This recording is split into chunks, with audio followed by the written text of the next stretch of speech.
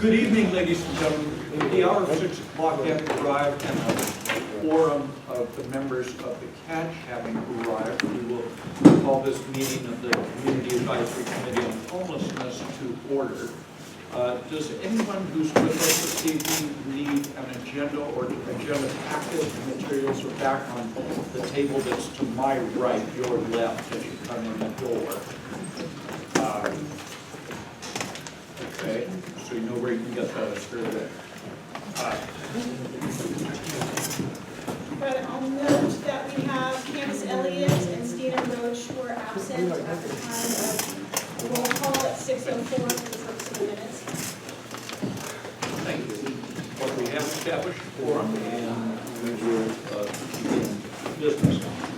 Folks who are with us this evening for the first time, let me indicate that Roman numeral 2 on here was an issue discussed at some length by the CACH at the last meeting, and that was how to accommodate folks who may want to make comments on the work of the body, but they might not be able to stay late because if they're in some place that requires them to be in at a certain time, whatever it might be, how would you make sure people can comment? So the CACH has, if we could do it the way that is described on here, which is we'll accept comment on any item that's on the agenda, then the traditional oral communication, which is items under the jurisdiction of the CACH but not on tonight's agenda, you can do that at the end under oral communication. But this is public communication, so if you can't stay for the item, comment on it now. We would love it if what you could do is comment on it when we get there so that we could have a coherent conversation about it. But it's certainly up to you what you would like to do as individuals if you'd like to provide comment on any of the items that are on our agenda this evening because you can't stay or because you believe it would be inconvenient for you. So however you want to handle that. Anybody got an item they want to testify? Yes, excuse me. Just before we get into it, can I request that staff keep time tonight as we go down the items, so we stick to our time frame for this evening and kind of allocate time? Absolutely. Let me give people a bit of an idea of, if you have an agenda, some target times, as has been indicated here by Brooke. The thought is that we would go maybe till about 6:20 on public comments, something like that. Roman numeral 3 minutes, handle those in a couple of minutes, someplace around 6:25. 6:45, nominate and elect the co-chairs. 7 o'clock, proposed amendments to the bylaws. 8:15, overview of the current and past policy recommendations. 8:30, oral communication, adjourn as close to 8:30 as possible. That's generally, those are target times to try to manage our work this evening. So that's what I'll be working off of, generally speaking. So anybody want to testify on an item on the agenda because you can't stay?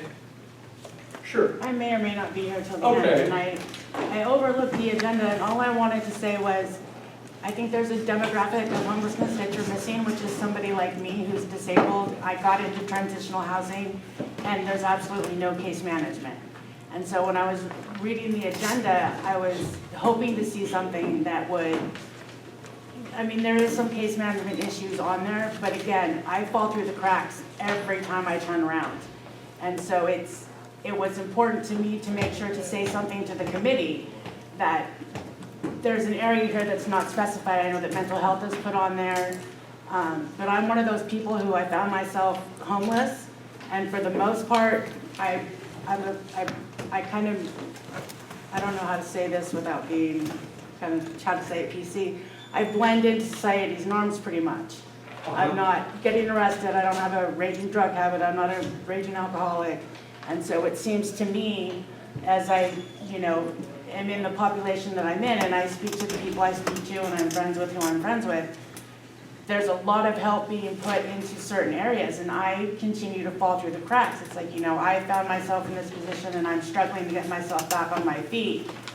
And I try to find these invisible hoops that I need to jump through to be able to get that help.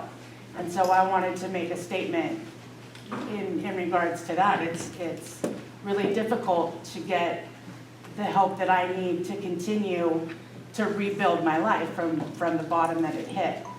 So, thank you. Thank you very much. Thanks for your testimony.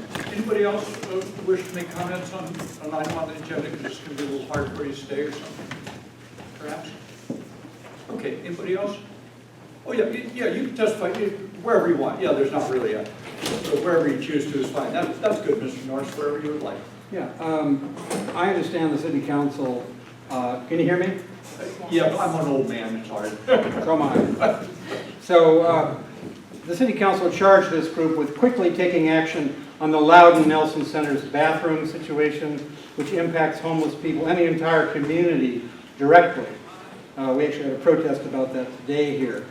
I would like to see this sent back to the city council as quickly as possible. It should be on the agenda. I don't see it there. I'm curious why it's not there.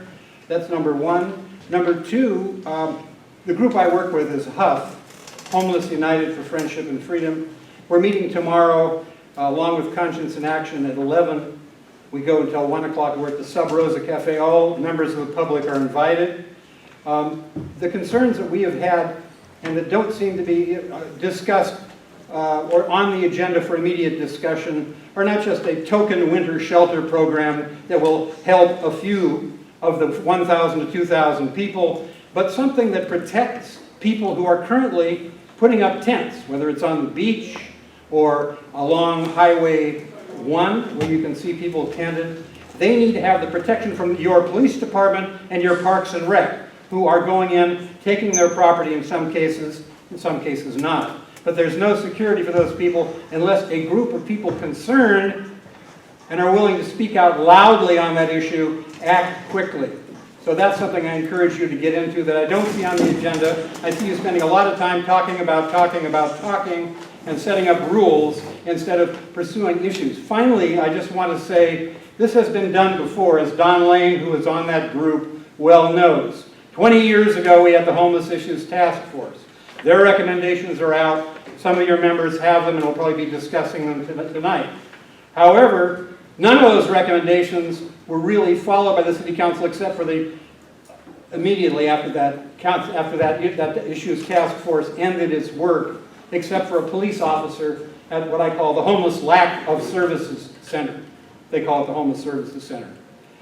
So there are plenty of things that this group can do if they act now, act quickly, and to deal with issues such as the obvious ones, which I said before, police harassment, items for homeless people that are obvious, like tents and blankets, and legal places for them to at least have the police lay off, given the Boise versus Martin decision.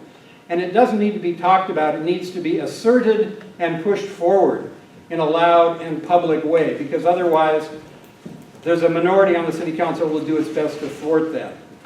That's what I got to say. Thank you for listening, folks. Thank you, Mr. Morris. Anyone else? Thank you for clapping.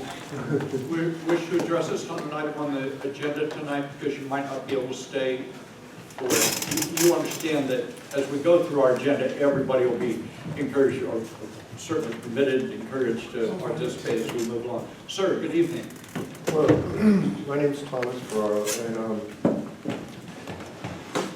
and in relation to what this lady said, I can relate to what she was saying a lot, because I have felt that way for a long time. I don't have an alcohol or drug problem, therefore most of the programs that are set up are not for me. And I've had a vision for a while now, which is something like the MH-TAN Center, a drop-in center where people can go and there can be people there who will start out with, hello, who are you? What do you need? Just start right there. What do you need? And then go from there. And then try to find the programs that may be available without duplicating anything, but then create the ones that are needed, that are not in existence. That's all for now. Thank you, sir. Anyone else? I don't remember everything I said, but I want to make sure I'm disabled, physically disabled. Quite all right. Go ahead. So sometimes this doesn't always give it away, but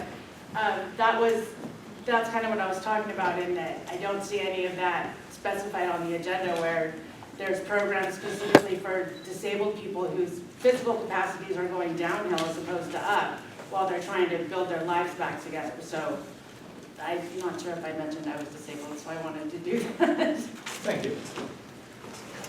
Yeah, I've found that there's this handing out of a resource guide of where you can get free things like shelter and stuff, and I find there really isn't actually any services, and the people that actually know the most about what is going on are the people living on the streets.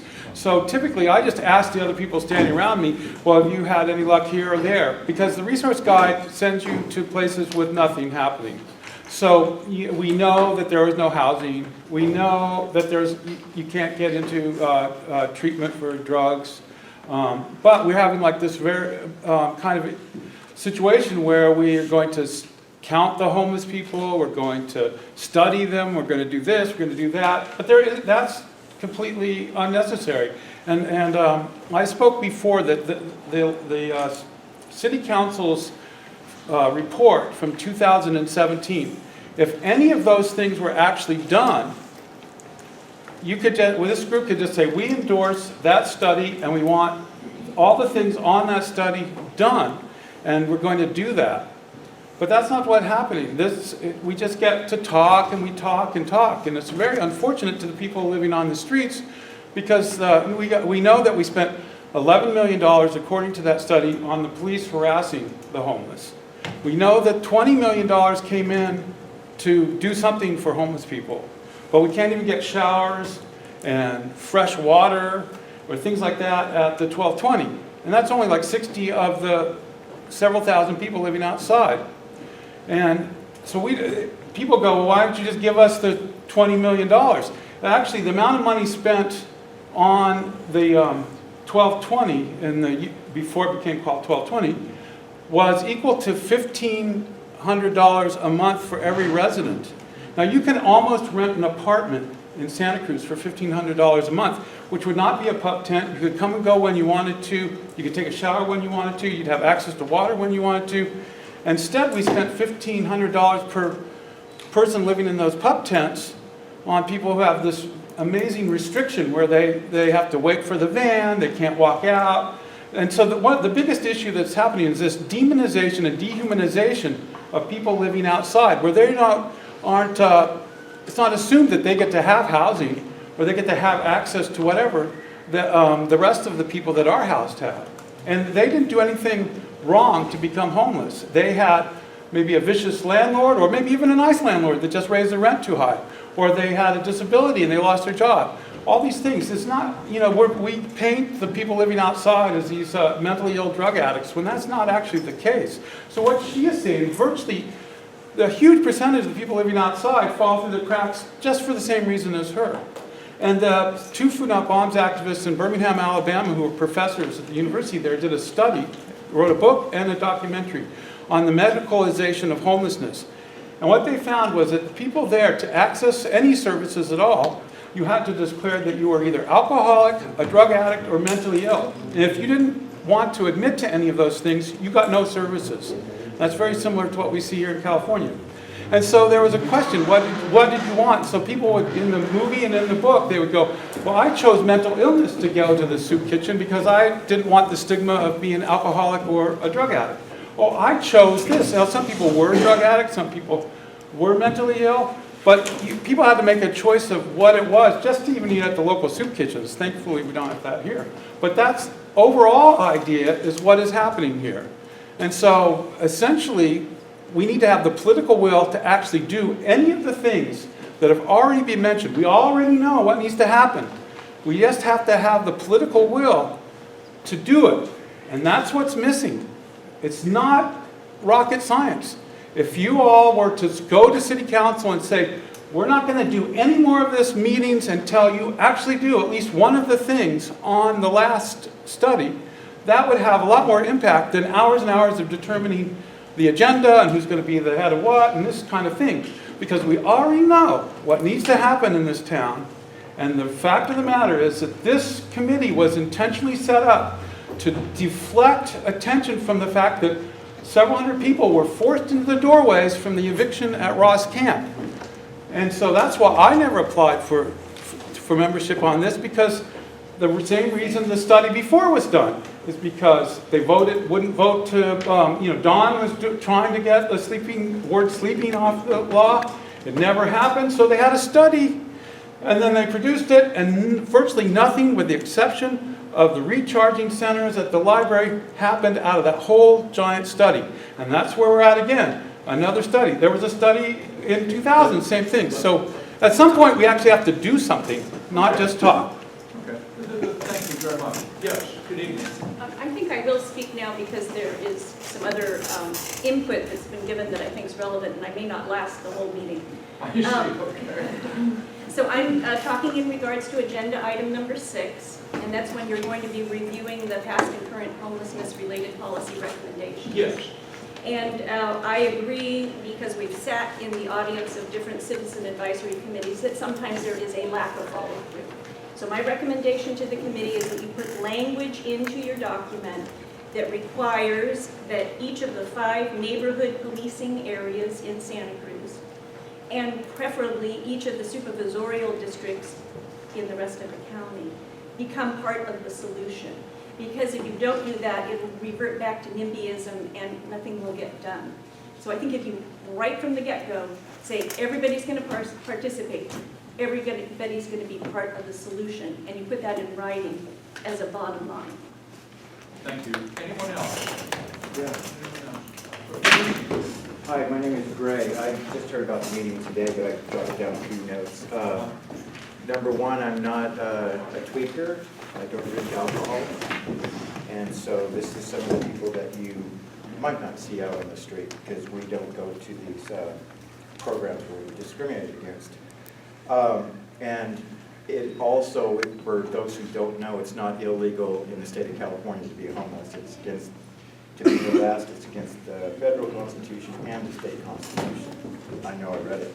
I was thinking about Napa and Texas, and those people that got burned out of their houses and got flooded out, technically they're homeless. And what did they do there? They took care of their people. They didn't say, oh, we don't want, oh, those are black people, we don't like them. Those are homeless people, we don't like them. They took care of them, and technically they were homeless. That's what I think they should do here. Another thing is, when it comes up about people coming from foreign lands coming here, and they shouldn't be harassed on, are you this, are you breaking the law by coming in here? But the homeless people, even with the sheriff, Santa Cruz County, or Santa Cruz City, can be at gunpoint because they want to know who we are. That's against my beliefs, and it's against the Constitution too. That goes on, which a lot of you probably don't know. I think if you're a millionaire, you're a business person, or you're crawling out from underneath a rock, you deserve to not to be harassed. You deserve to be left alone. That's my opinion. Thank you. Thank you, sir. Anyone else? Okay, we're going to proceed then apace with the agenda.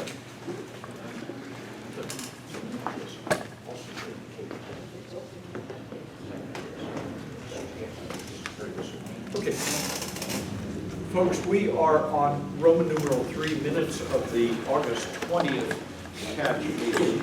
I will note both for the public and for members, there is an amendment proposed that you folks had asked for at the minutes. Am I correct on that? On the minutes we had? Excuse me. Excuse me. I err. Motion to approve on the minutes. They're just the way they submitted it.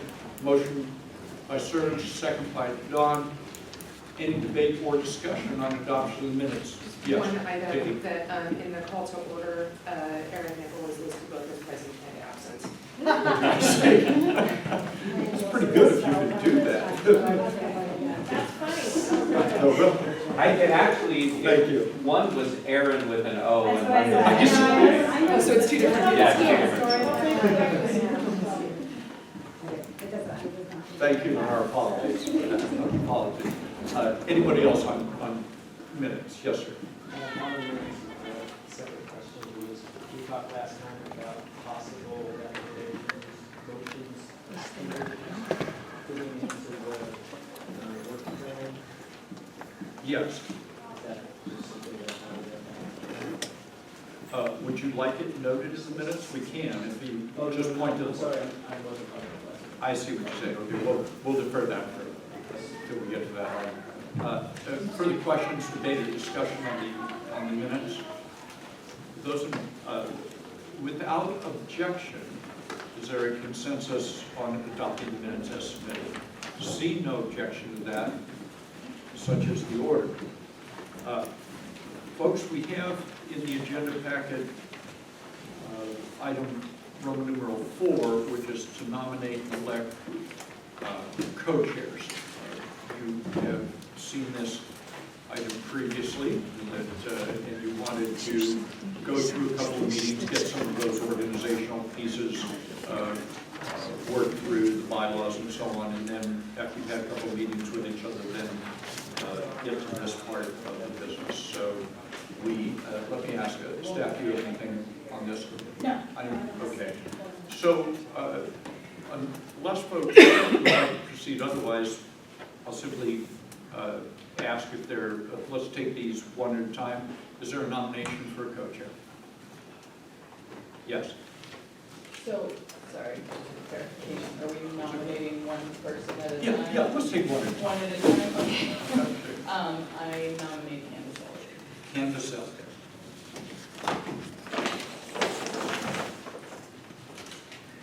Okay. Now, how I would proceed on this, we can do this a lot of ways. We can move to a vote on this. We can set this aside for a moment and get another nomination on that. Then I can refer to the first nomination, we'll vote on it. We'll proceed to the second one and vote on it.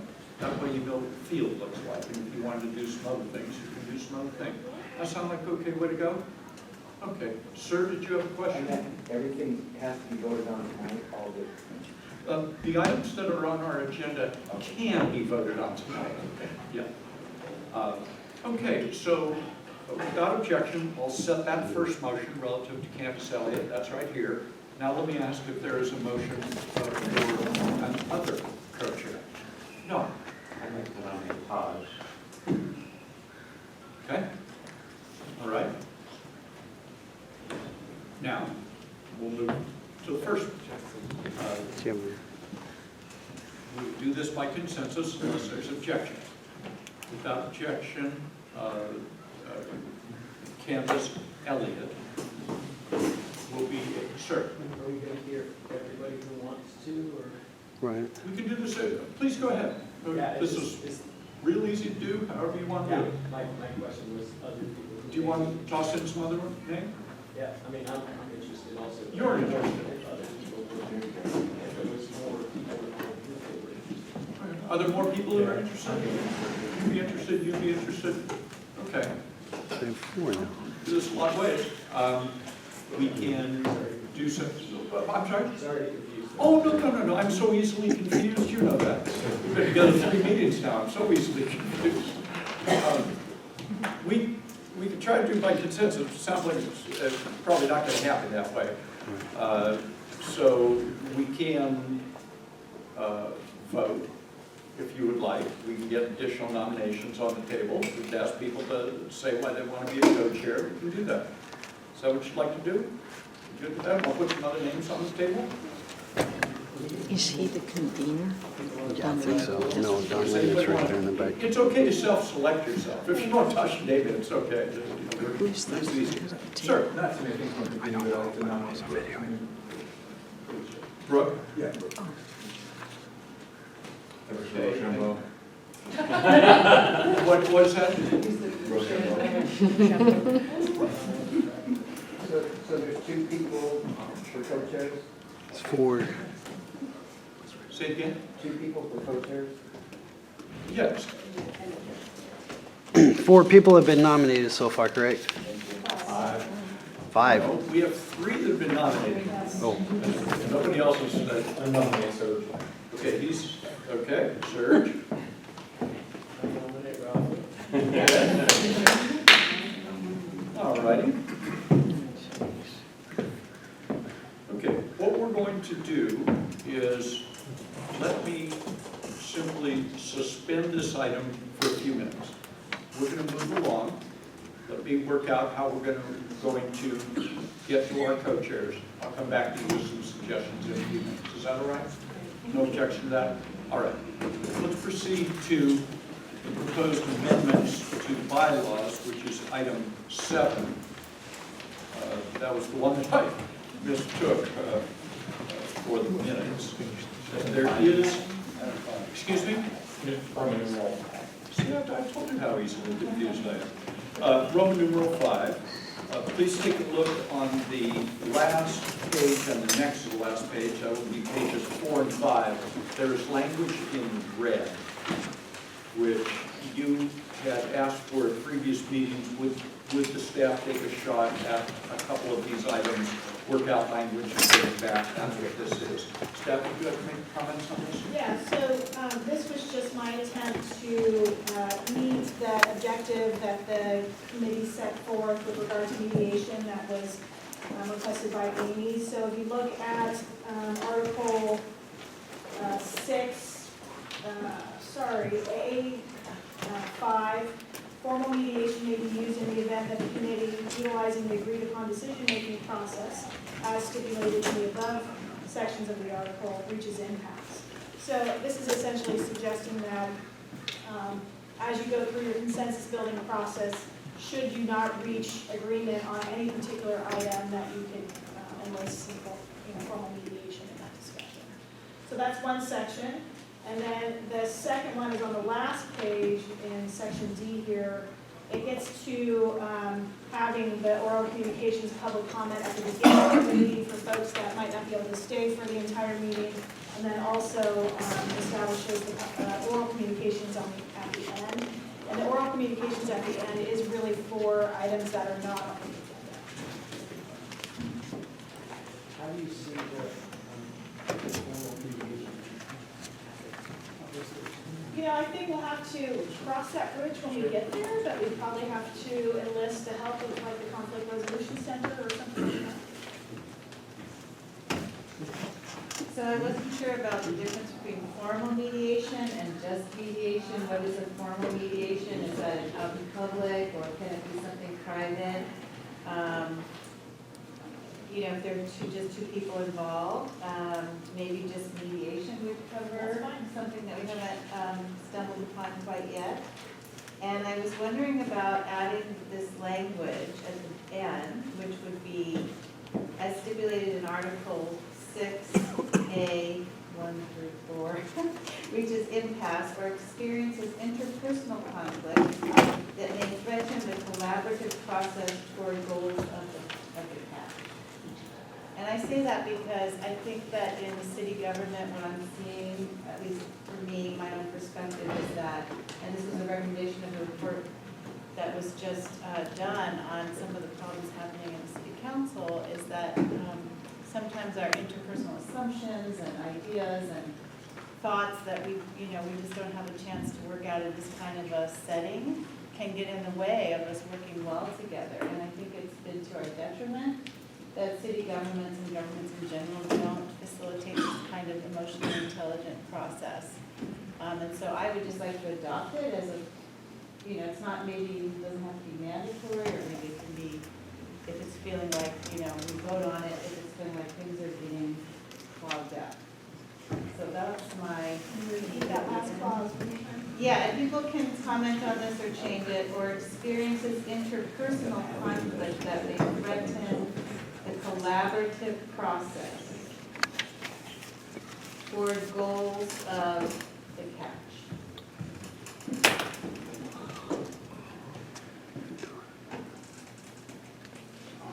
Excuse me for just procedurally. Is this the- Yeah. Okay. Is it-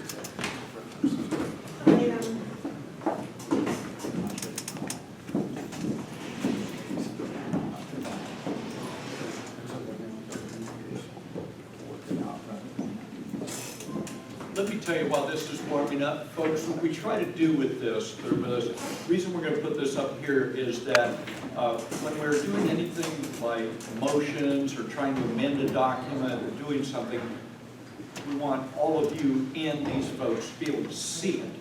What is the exact language somebody's saying, you know, I want to add this or subtract this or whatever. So we essentially get what amounts to the motion up there the way the maker wants it, then we debate and discuss whether that's a good idea or not. So that's what's going on here.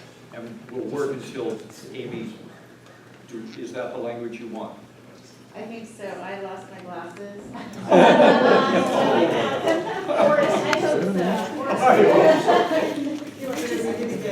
Okay, I have, or experiences interpersonal conflict that may threaten the collaborative process or the goals of the CACH. Yeah. Okay, for the purpose of this, we're going to consider that a motion. Is there a second on that? There's a second. Motion and discussion. Got the motion and a second. Let's have discussion. Katie. So, I think that's lovely, and I think that the place for it is probably not under the decision-making process, but under Article 4B, which is about roles for communications, because I need to say more about why this is obvious. Let me ask this question to Amy. Amy, would you have an objection placing it there instead of where you had it? Take a second and look at what Katie's suggesting.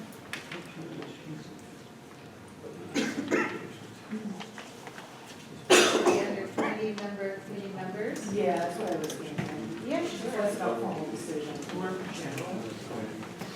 It's fine. Same language over there. Yeah. Okay. Agreeable, Don? Okay, so that's where it is, same language, right over there, fair enough. Let's see if there's debate or discussion about this. Debate or discussion? So, Yes, just to clarify, we're keeping the formal mediation as part of the decision, or mediation as part of the decision-making process, and then also adding a sentence about mediation as part of the committee member collaborative process. Okay, so we're just breaking it up, putting it in two places. That's fine with me. Okay. So the debate or discussion? Yes. Yeah, I love the idea of mediation. It's beautiful, but I think it does miss the fact that there's an actual war against the poor. And that's why there's so much friction at city council, is because the people with the resources are winning. And the people without the resources are being scapegoated as being somehow the bad people, need to be recalled, need to have like some investigation. So I think mediation is great. I'm all for compassion and working things out, not having interpersonal problems. But if we don't start from the perspective that this is an organized, nationally funded, well-orchestrated war against the homeless, we're going to be missing the point.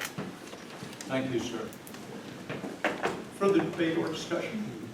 Aaron? One practical question, which is that if there is an outside mediator that comes in, that presumably incurs some cost, or is that done pro bono, or? So conceptually, I think it's fine to have it in the bylaws, but operationally, the CACH would have to consider, how much something like this might cost and how that might be doing. Further debate or discussion? Go ahead. So as long as we're bringing up, I am reviewing this again, but. Can you speak up? I'm I'm sorry, I apologize. I'm curious if we're also, as volunteers, getting the workplace, the policies that. It's hard to hear you. Sorry, the policy about how we're supposed to interact as well, as volunteers, the city policy. So, the city employees, contractors, commissioners, council members, et cetera, we have policies that define a workplace environment that we all aspire to, and I'm happy to share those with the CACH members. I'll see that. We'll put it in the packet for informational purposes next meeting. Taj, We, nope, just what I said. Sounds good. Just doing this, I think. I used to serve on the board of the conflict resolution program for Santa Cruz, and I think everyone was a volunteer. I think it was free of charge, and I know that there are people that I know through another organization that would do mediation free of charge. So I'm not too concerned about the budget part. Thank you. Further debate or discussion? Sir? So that's going to be added to 5. It doesn't make, I'm more confused than you are. The wording that this thing doesn't affect what that. We've got it noted here, we don't have it up on the screen. So my preference, if the catch would be reasonably, it would be my preference for us to not, to get the grasp of the language and then direct staff to incorporate the will of the catch, rather than trying to belabor every sentence if we possibly could. On the important things, I do think we need to get to it, but what I'm hearing is under Article, sorry, let me go back. 4B, we would have under committee member to committee member in terms of communications, we would have a sentence that conveys committee members may elect to enter into mediation, and then if they are experiencing interpersonal conflict that may threaten the collaborative process towards goals of the catch, in addition to what is included, striking formal in what's included in the packet. Robert? Yeah, you might want to add something to the effect that this is in no way to discourage candid discussions that sometimes may become heated because of real differences of opinion, and also recognition that I think of what Keith McHenry was saying is that there's a division on the city council about what to do in terms of very fundamental homeless issues. That might be mirrored in this group. That should not be the basis for suggesting that either one side or the other should be hauled off into a mediation session to get the issue away from the group. So I'm just thinking that the staff might add language to the effect that it's only in the most dire circumstances would this be used. Not if somebody, for example, brushed someone coming out of a meeting or gave a sarcastic laugh. That should not be the basis for stopping this kind of discussion. Yes. Look, I just have, excuse me for just a moment. okay, thank you. I'll be right with you. Okay, great. By way of explanation, at our very first meeting, we spent a fair amount of time talking about how healthy it is to disagree without being disagreeable, right? So how do you do that? None of this is that it's all like, let's just water down everybody's belief system. We encourage belief system differences. It's how do you do that with each other? Can you disagree without being disagreeable? Was sort of the concept. This operationalizes that a bit in case we get to that place. But The language worries me, that's all. yes, got it, sir. Yes, sir. I would encourage this committee to not have staff write anything, because it's been my experience over the years at City Council that staff rewrites proposals and things to reflect the interest of the ruling class of this city.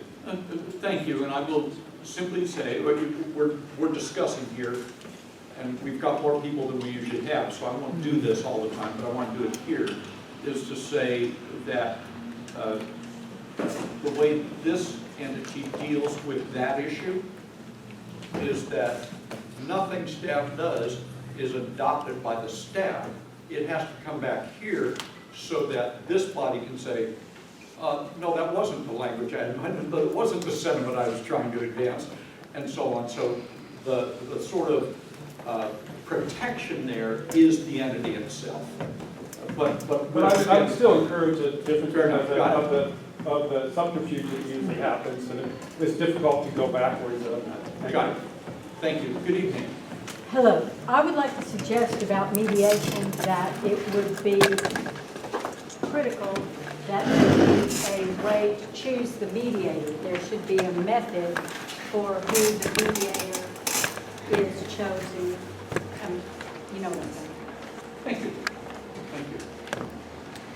Don.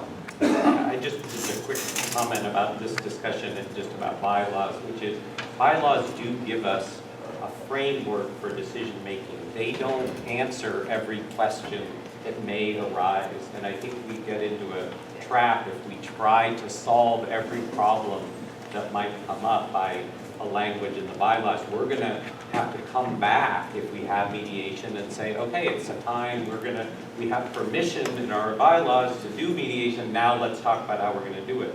But we don't have to predetermine that, and I hope we won't, with our bylaws, feel like we have to answer every question in the bylaws. Further debate or discussion? Okay, no? Well, okay. Without objection, if there is objection, we'll go to a vote. Without objection, we'll adopt that by consensus.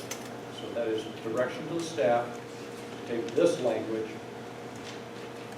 and make sure that as language to be adopted as bylaw, it precisely fits the intent of the motion. The staff, without objection, will return at our next meeting with such language. Without objection, that is adopted by consensus. Thank you. Let me take a 2-minute timeout here and try to figure this thing out with regard to the co-chair.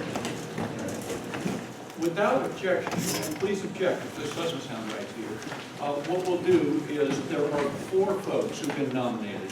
1 has withdrawn. We had 5. 1 has withdrawn. There are 4. Candace, Taj, Serge, and Rafa. Those are the 4 names, of which you vote for 2. We have to do this in public. We should do this in public, and we will do this in public. And so what we're going to do is simply go around. The staff will keep tally. I'll be right with you. Staff will tally. We'll say who your 2 votes are. There's no secret ballot around here. Top 2 vote getters get this. If there's a tie, we'll, we play tiddlywinks or something. Let me go here, then I will go to you. We can't vote for ourselves.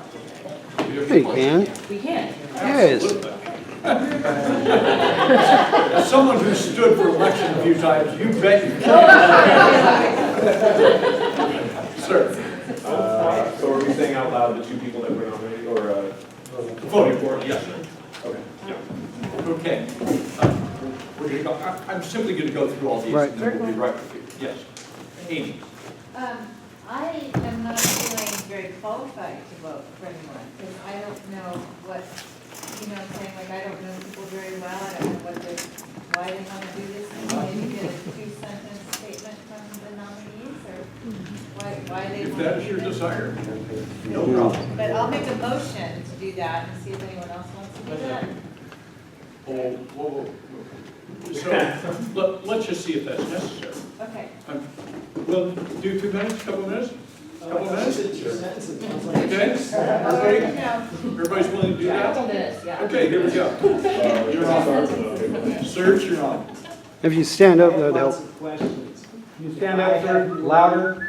Yeah, so for co-chair, it's not a power thing. For me, I want to make sure that the committee can get to have the information available, so the committee always gets the choice.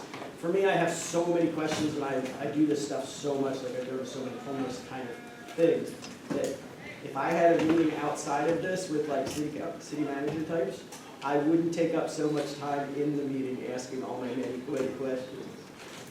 For me, I'm in like county, the HAP, and all of those kind of things, and there's so many pieces that come together that affect things that I just really want to be able to share that information so there's full understanding of things, because in the homeless services in Santa Cruz, there's so many different parts going so many different directions. But for me, being a part of this committee is, I love being a part of the committee, and I just want to be able to make sure that as much information as I have is available on agendas and on stuff like that.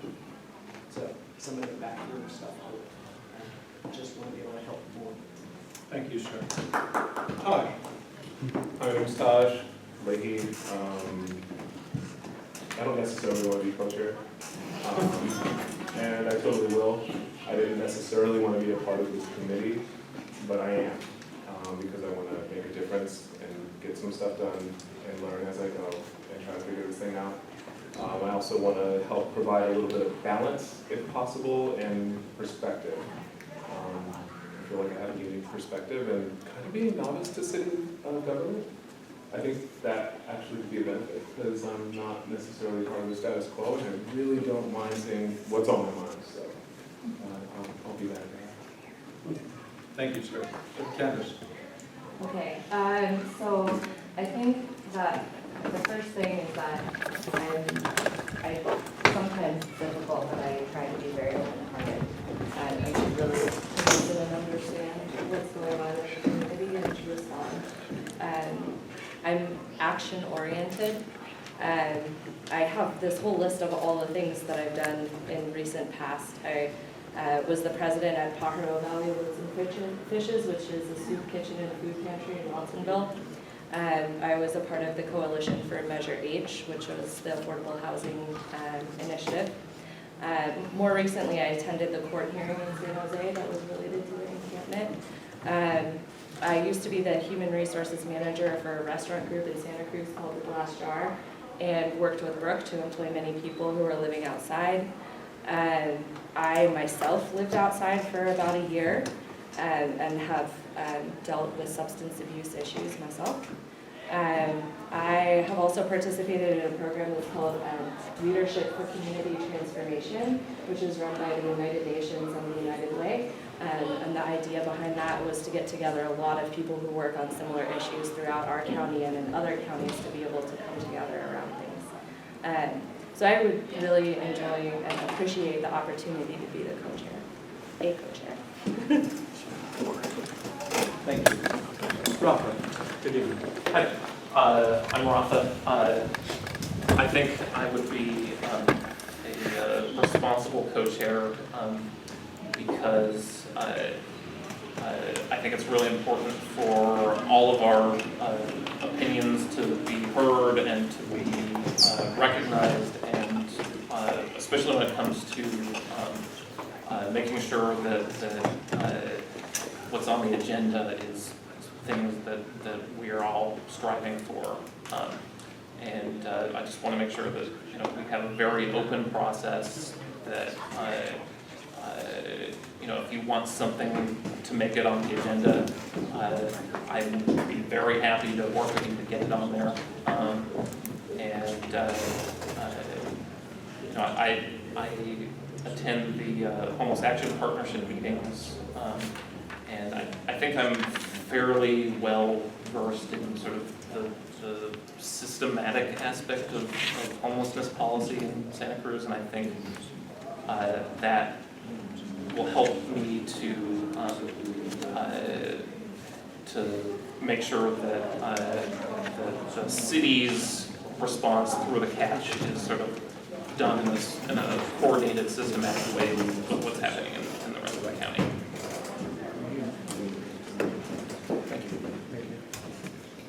Thank you. So, been rolling over in my mind here as we've been working on this, the dynamic for you, how we perceive, how we think, but not what to think, but how we think our way through these things, how we feel as they're moving along too. We're going to be together for a long time in relative terms. So the requirement is that the vote needs to be public. But there's a lot of ways that can happen. Anyway, we simply say, okay, Aaron, what are your two choices? You tell us and we move ourselves around. That's a choice. I just checked to make sure that this is another choice. Another choice is just take out this paper, write 2 names on it, hand these folks, they'll tally it up, we'll announce what it is, and all the ballots are public. How you voted is not public unless you write your name on it. But all that is required is that we show that there weren't, 75 votes cast. I'm trying to think through the personal relationship issue here. Where you're doing so darn well with each other,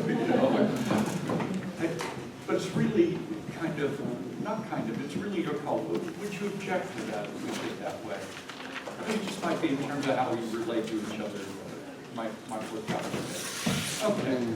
Don? Yeah, I just want to really appreciate that you came up with that alternative, because I think you're right. If we, once we have this vote, and it will undoubtedly be somewhat divided, it will kind of put right in front of us a sense of division that I don't think will be valuable. Okay.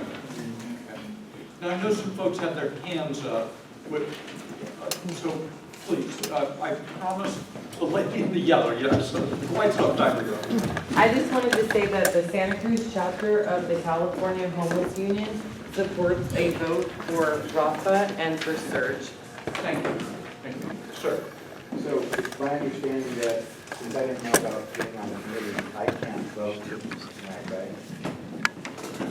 Right, so, yeah, so just to catch you up, the council created this entity. They decided on the membership by having individual council members make appointments. The body itself elected, once at its first meeting, elected a couple of other folks who have experienced homelessness, either continuing to or have, whatever the situation might be. That's how this body gets together, and they are the ones who vote. I was going to say, if I voted tonight, I would vote on all four. Okay. Thank you for that, Robert. I guess I would like, I mean, if I were on the committee, which I'm not, I would like to know what the particular policy priorities are of the chair. In other words, are they concerned with specifically taking action on non-discrimination and increasing the number of bathrooms as a priority issue? Do they want to instead wait for a few months by using a lot of community input before coming up with any decisions on a lot of issues? So, I mean, I would think it would be appropriate to do that, to have the candidates say how they stand on a number of issues. Or do they want to take, some immediate action on resolutions that were put forward in City Council by Drew Glover in January, which have been buried and ignored by the mayor and produced this conflict you can read about in the Good Times this week. This business of doing it in a secret is, of course, a way of concealing divisions of opinion on this board. And I think it does the public a disservice to do that. And I think it also masks the real divisions that we spoke about earlier that are actually maybe real on this group. I know people are new to this group, they're new to this issue, and I think to some extent that can be positive to be a person who's coming fresh to the whole situation. But there are unmistakable differences in factions here that are real and cannot be denied or papered over. And I think that it's important that you make it as public as possible. Thank you. And reveal who voted.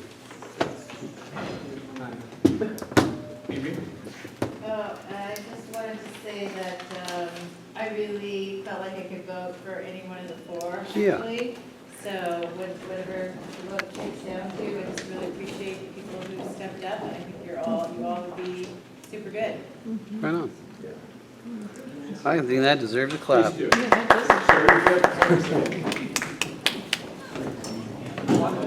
I didn't see you. If you had your hand up, I thought. That's right. Yeah. I did speak at the city council meeting, which was it eventually led to the creation of 2 more seats that actually led to a actual homeless person on to this, and it's fantastic. Really, there's so much that we can do if we just come together. And yeah, I can wear weird stuff. Martine Watkins last, she goes, "Hey, guy with the gigantic flower in his head." Yeah, whatever. Doesn't matter. We have to have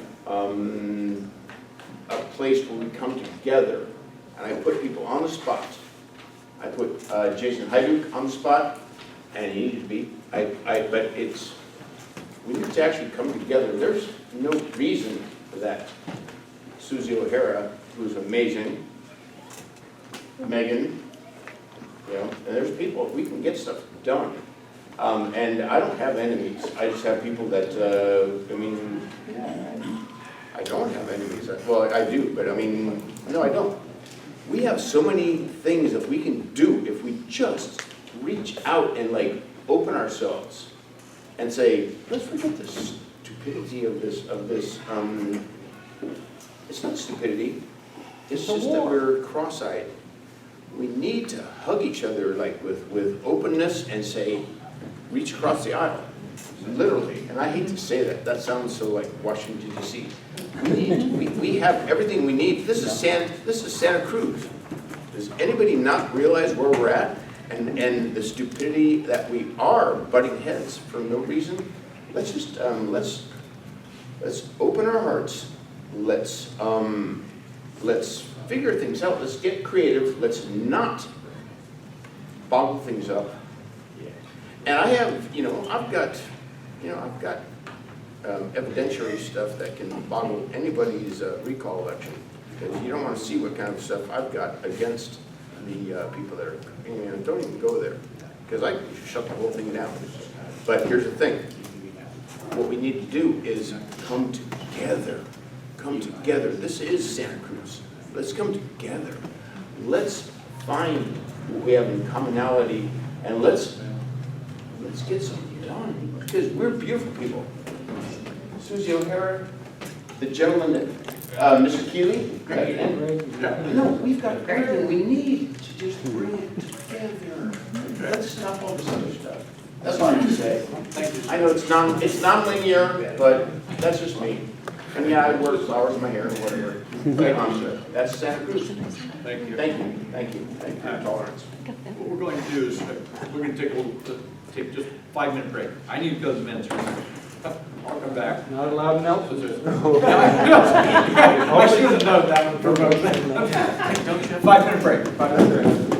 The co-chairs are Candace and CACH. Bye. All right, we're moving on. Yay! Can you say that again? Candace and CACH. Okay, thank you. Yay. Okay, folks, we are on Roman numeral 6, the overview of the current and past policies and recommendations for draft CACH Work Plan. I'm going to ask in about 30 seconds for the staff to give us a briefing. You've all had this document for a while, and we will step through it, and it's really the bulk of the work tonight. Let me say this for those that are with us for the first time. When the City Council established this entity, an express desire by them was to have this body look at the 1999, 2000, and 2017 predicate products or preceding products which got cranked out in those years by similar kinds of entities. And take a look at those and use that as a guide. Here's all this work that's been done to analyze and suggest what are the items around which there is essentially consensus, and it needs maybe to identify funding or which level of government needs to do it or whatever it is, but that's pretty much stare decisis, if you will, pretty much settled. We could debate it another time, but it's already been debated 3 times, and there it is, so there seems to be agreement on that. Then the idea is to present a report to the City Council. This probably happens sometime late in the fiscal year, a little over halfway, a little bit before, maybe halfway through the calendar year. That'll be the end product of this entity. The entity also can, if it wishes, to kind of go to Mr. Norse's question, or comment, is that if the body chooses to, and you want to advance items to the City Council before the big report shows up, for whatever reason you choose, the Council acknowledges that you can do that, to go to that question. So what the work product is, the effort tonight, is to make sure, again, like we have before, that we're all in information level field, that all of you appointed folks are informationally on the same level, so you can see that history and see the work that preceded you, so you don't feel obligated to discuss every issue de novo, or every issue essentially for the first time, as if it's never been examined. So I want folks who are with us to understand that's kind of that's at least my interpretation of why the council wants you to be looking at those documents. It will be helpful going forward. So, sir? Yeah, I would just encourage this group to read the reports and then next meeting, vote on which one is actually going to happen. Okay. And that there's going to be a deadline of when that's happening. Okay. And otherwise, then, you know, then it's Okay. an Let us do our work then. situation. Yeah, so just try to vote, okay, we're going to do this one thing that's been on the table for 30 years, we're going to do it. Okay. Thank you. Thank you. Ms. O'Hare. Okay, well, Mr. Keeley said half of the stuff that I was planning on saying, so this should be quick. But, so in writing the staff report, I wanted to point out a few things for your consideration. One, as we've heard from public comment this evening, much city policy, county policy, statewide policy around homelessness solutions from the prevention side of the spectrum to the intervention side of the spectrum have been conceived by the city of Santa Cruz for the last few decades. In the attachment to the staff report, you'll see all the policy that has been considered from 1999, 2000, 2017, and then most recently during this most recent city council for the last 6 months or so. As you can see in that, they fit into a certain number of categories, and I did try to categorize those to look at those big pockets of policy, whether it be sheltering, what do we call this, Muni Code, considerations, ordinances, and others. That policy has not changed much through the years. So I just want to echo what Craig was talking about. Much of the policy landscape that the city has considered has been very similar for the last several years, if not decades. So when I was thinking about how to put the staff report together, what I really wanted for you to consider was how do you make the translation to policy conception to implementation? Because the implementation is where the city has had challenges with. And it's not only implementation of city policy that we have the ability to make a difference on, but how do we advocate at the county level, at the state level, at the federal level, more effectively to advance fiscal resources towards the city to really get to the nuts and bolts of how do we advance and advocate more effectively for the city. So what I wanted to really point out in the staff report is how do we get to implementation? And how we get to implementation is really around a discussion around feasibility. The major obstacles to feasibility in this community is political will, neighborhood will around siting, and resources. So whether that be resources that we pull in from other agencies, from the county and otherwise, or our own personal fiscal resources in terms of the amount of revenue that we have to put towards solutions around homelessness. So in making this translation from policy body to implementation body, you really do need to think about feasibility. So with those big things in mind, I put together a few things for your consideration today. One is, do you want to look at this policy document, which maybe you can put up on the projector here, from the perspective of, is this everything that you want to consider, or are there gaps? And do you want to query the community, whether that be staff, community housed and unhoused, around are there other policy considerations, programs, projects that you want up for consideration? One recommendation that I think you should consider this evening is whether you want to survey, poll, or bring in some way to query staff and the community around are there any gaps that you want to consider. So that's number one. Number two, I think you should think about decision-making criteria. So one of the major obstacles that we have at the council level is policy ideas come up, but there isn't a feasibility analysis to understand whether we actually can go through with those. And so we get, unfortunately, hamstrung with lack of feasibility, whether it be around siting or financial feasibility or resource feasibility. So really identify that criteria and keep that criteria consistent in your education. So that's kind of number two. As you understand feasibility around these policy considerations, tackle the low-hanging fruit first. If you have a really fundamentally, you have a fundamental understanding of feasibility on some of these projects that might be easy, I don't know if there are any that are, tackle those first and identify those in phase 1. And then for the most difficult policy considerations, possibly put those to phase 2 so you can have more engagement with the community and more education as to those different feasibility criteria. And then lastly, I want to point out a few things. There are some policy areas that we simply need to move on, and we need to move on relatively quickly, and the CACH needs to weigh in on them from the perspective of the council has given you this direction, and quite frankly, we just have areas of need that we have to start diving in on. And I added those on the last page before we get into the work planning timeline. And I think, this is my opinion, if you focus on these 4 things, it might be the biggest 4 things that this community has the ability to make a difference on in terms of moving forward with implementing some of these more difficult subjects, but also it's going to be really challenging and time consuming, and if you really focus on those, I'm going to name them, if you focus on those things, that might be what we have time to do.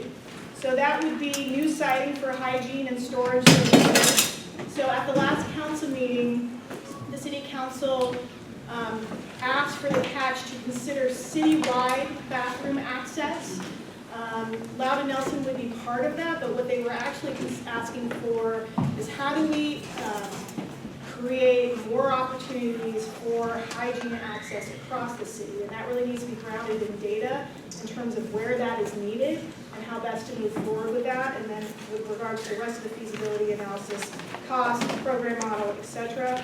I added storage in there that wasn't directed by the council at the last meeting, but that is something that I think is sorely needed that we need to cite as well. Community accepted program models for sheltering, including safe parking, sanctioned encampments, and emergency shelter. So as you may or may not be aware, the scope and type of program services that our community has considered is across a wide spectrum. If you take the transitional encampments, for instance, there has been discussion around a self-governed model, and currently we have a model that is not self-governed. And there is, within that spectrum, many different types of models that may be acceptable in the community from the perspective of level of self-governance and level of staffing, for instance, that really do, across that spectrum, the cost significantly changes. That needs to be addressed from this committee's perspective, and that's from my opinion. In addition to the types of safe parking programs that we would find acceptable and we would want to advance in the community. Acceptable siting criteria for homeless programming, including the new site for the River Street Camp. As this committee probably knows, the River Street Camp site is only available through March 15th. We need to find another site for that to go to. And that really does tie into the sanctioned encampment program model that this committee would recommend. And then the last one, which is near and dear to Dawn's heart, the management of unsanctioned encampments vis-a-vis an update to the city's camping ordinance and citing of safe sleeping to ensure dignified management of unsanctioned encampments. So that is really, in a nutshell, how do we manage an update to our camping ordinance. So CACH members may or may not know that the city has a camping ordinance that does not allow for camping or overnight sleeping. That has been suspended because of Martin versus Boise. But this committee, my hope is that this committee will consider how to update that within the context of what's happening on a federal level, what's happening with our current issues around unsanctioned encampments, and how do we address the need to be able to have people sleep in safe areas in the community, and what resources do we put behind that. So considering all of those, I did put the timing, some recommended timing together for the work plan. What I would suggest is that you kind of work through the recommended actions that are part of the motion at the beginning of the staff report, and then really think about the timeline. this is really a timeline that gets you to the meeting dates and the length of each meeting based on what I think the content would look like. It's obviously flexible, and you may have days that you need to go a little bit longer or plan on going a little bit less. But I also wanted to mention that my recommendation is to bring in the Wisdom Council process for your public kind of engagement and bridging from dialogue at the CACH to the greater community in terms of some of these bigger policy questions, and I think you can do that in 2 phases. That would be a recommendation that I would have. And then come back to City Council sometime in December for the outcome of phase 1, and then before the end of the fiscal year in June for phase 2. Questions or comments by CACH members?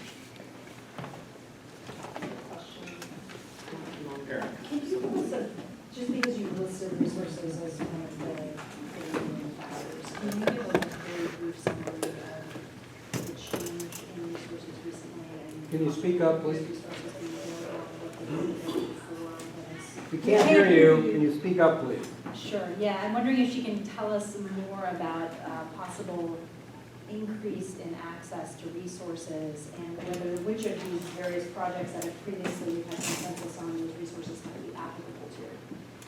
Yeah, so when I talk about resources, I actually am talking about staffing resources, and generally fiscal resources are a separate kind of subject from my perspective.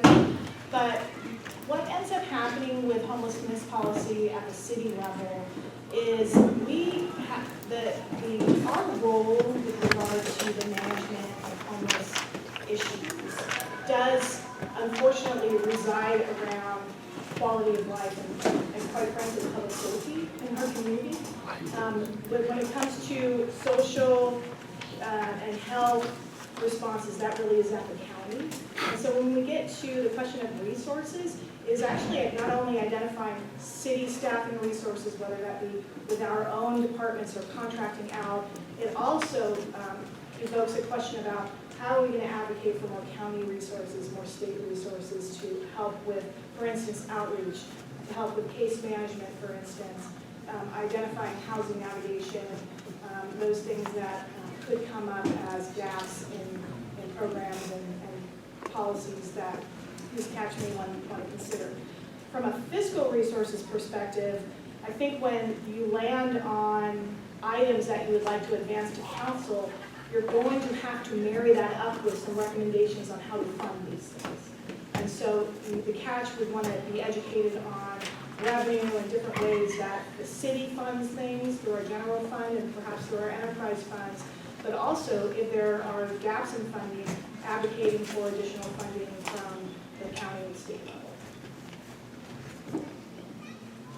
Yeah, no, I'm specifically talking about the increased amount of money that I believe is available from the state, right? I believe the county has already received and better understanding of how those funds might apply to our priorities, if they do at all, but maybe they don't. So the county, the HEAP funding, which is about $10.5 million, has been allocated. Some of that to city priorities, but most of it was through an RFP process, so most of it to agencies that are outside of the city and the county. There will be additional funds that come from the state. We're expecting about $6.5 million next year.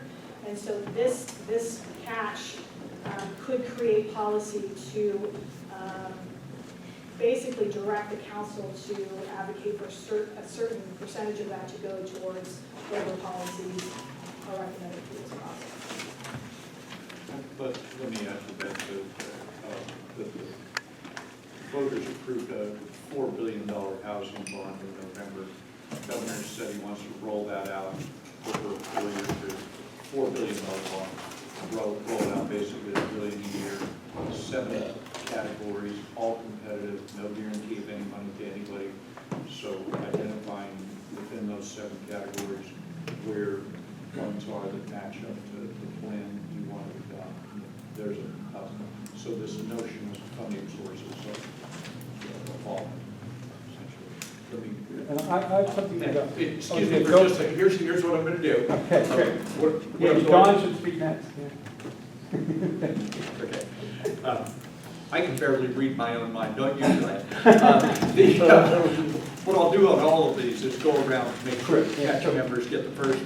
You will absolutely be right. Don. Yeah, I just wanted to make a few comments that are kind of scattered among these things, just to kind of stir up, dealing with our, kind of how we're going to proceed. One is I hope we'll think about, because the workload is so heavy, about trying to do some subcommittees that could move things along a little faster by not waiting until the full group meeting on every issue. And everything obviously in a subcommittee still has to come to the whole group to be approved or not, but it's just a way to kind of develop some stuff so we don't have to start from zero on each issue, that we could advance, move things along. Because I think we have a lot to do, a limited amount of time, and that will help. So think about that. Obviously there's a lot of discussion about education, need for education. One thing that I'm hoping we would do somehow, and I don't even have a very specific suggestion, but that we have a little bit of a, we're starting to do it, but have a reading list or a bank of, information that we should agree we should all be familiar with, a certain set of documents, so that we all are, have a baseline of common understanding of some of the issues. A couple that are a little more editorial. One, Susie, I totally appreciate it from the city's point of view, the issues you highlighted, that maybe we should really focus on these. There is a real bias, if you will, toward what I'm going to call street homelessness as being addressed there. And there's a lot of other folks who are in different stages of homelessness or kind of precarious, kind of in that transition or wherever.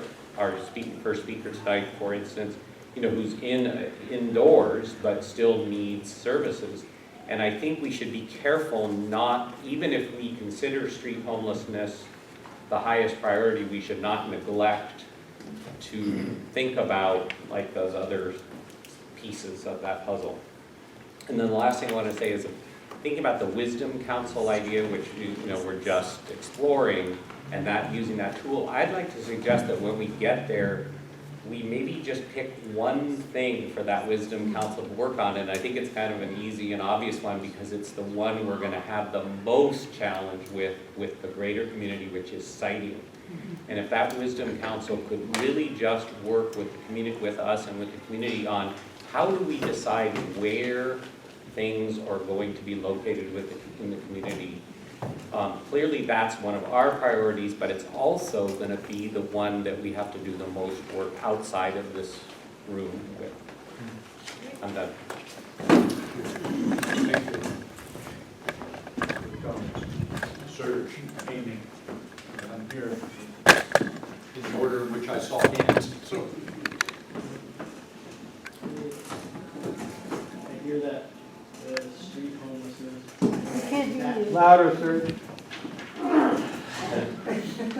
I hear that see that as the focus on street homelessness, and the bigger picture and money towards building housing and all the bigger things are also important. For me, I definitely have strong feelings for both. The timeline that I think we should think about rather than January and then at the end having a report, I think our timeline has to match up with winter shelter programming, and if we're going to give any advice, any recommendations on winter shelter programming, like that's a timeline that we have to have some sort of report, and the rains and the camping and all those kind of things, like that's sort of an earlier thing. And all the funding things, that there's more than just the money of the state for next year. So that $10.5 million, there was $634,000 that wasn't spent by anybody, and the HAP Executive Committee, not the general board, but sorry.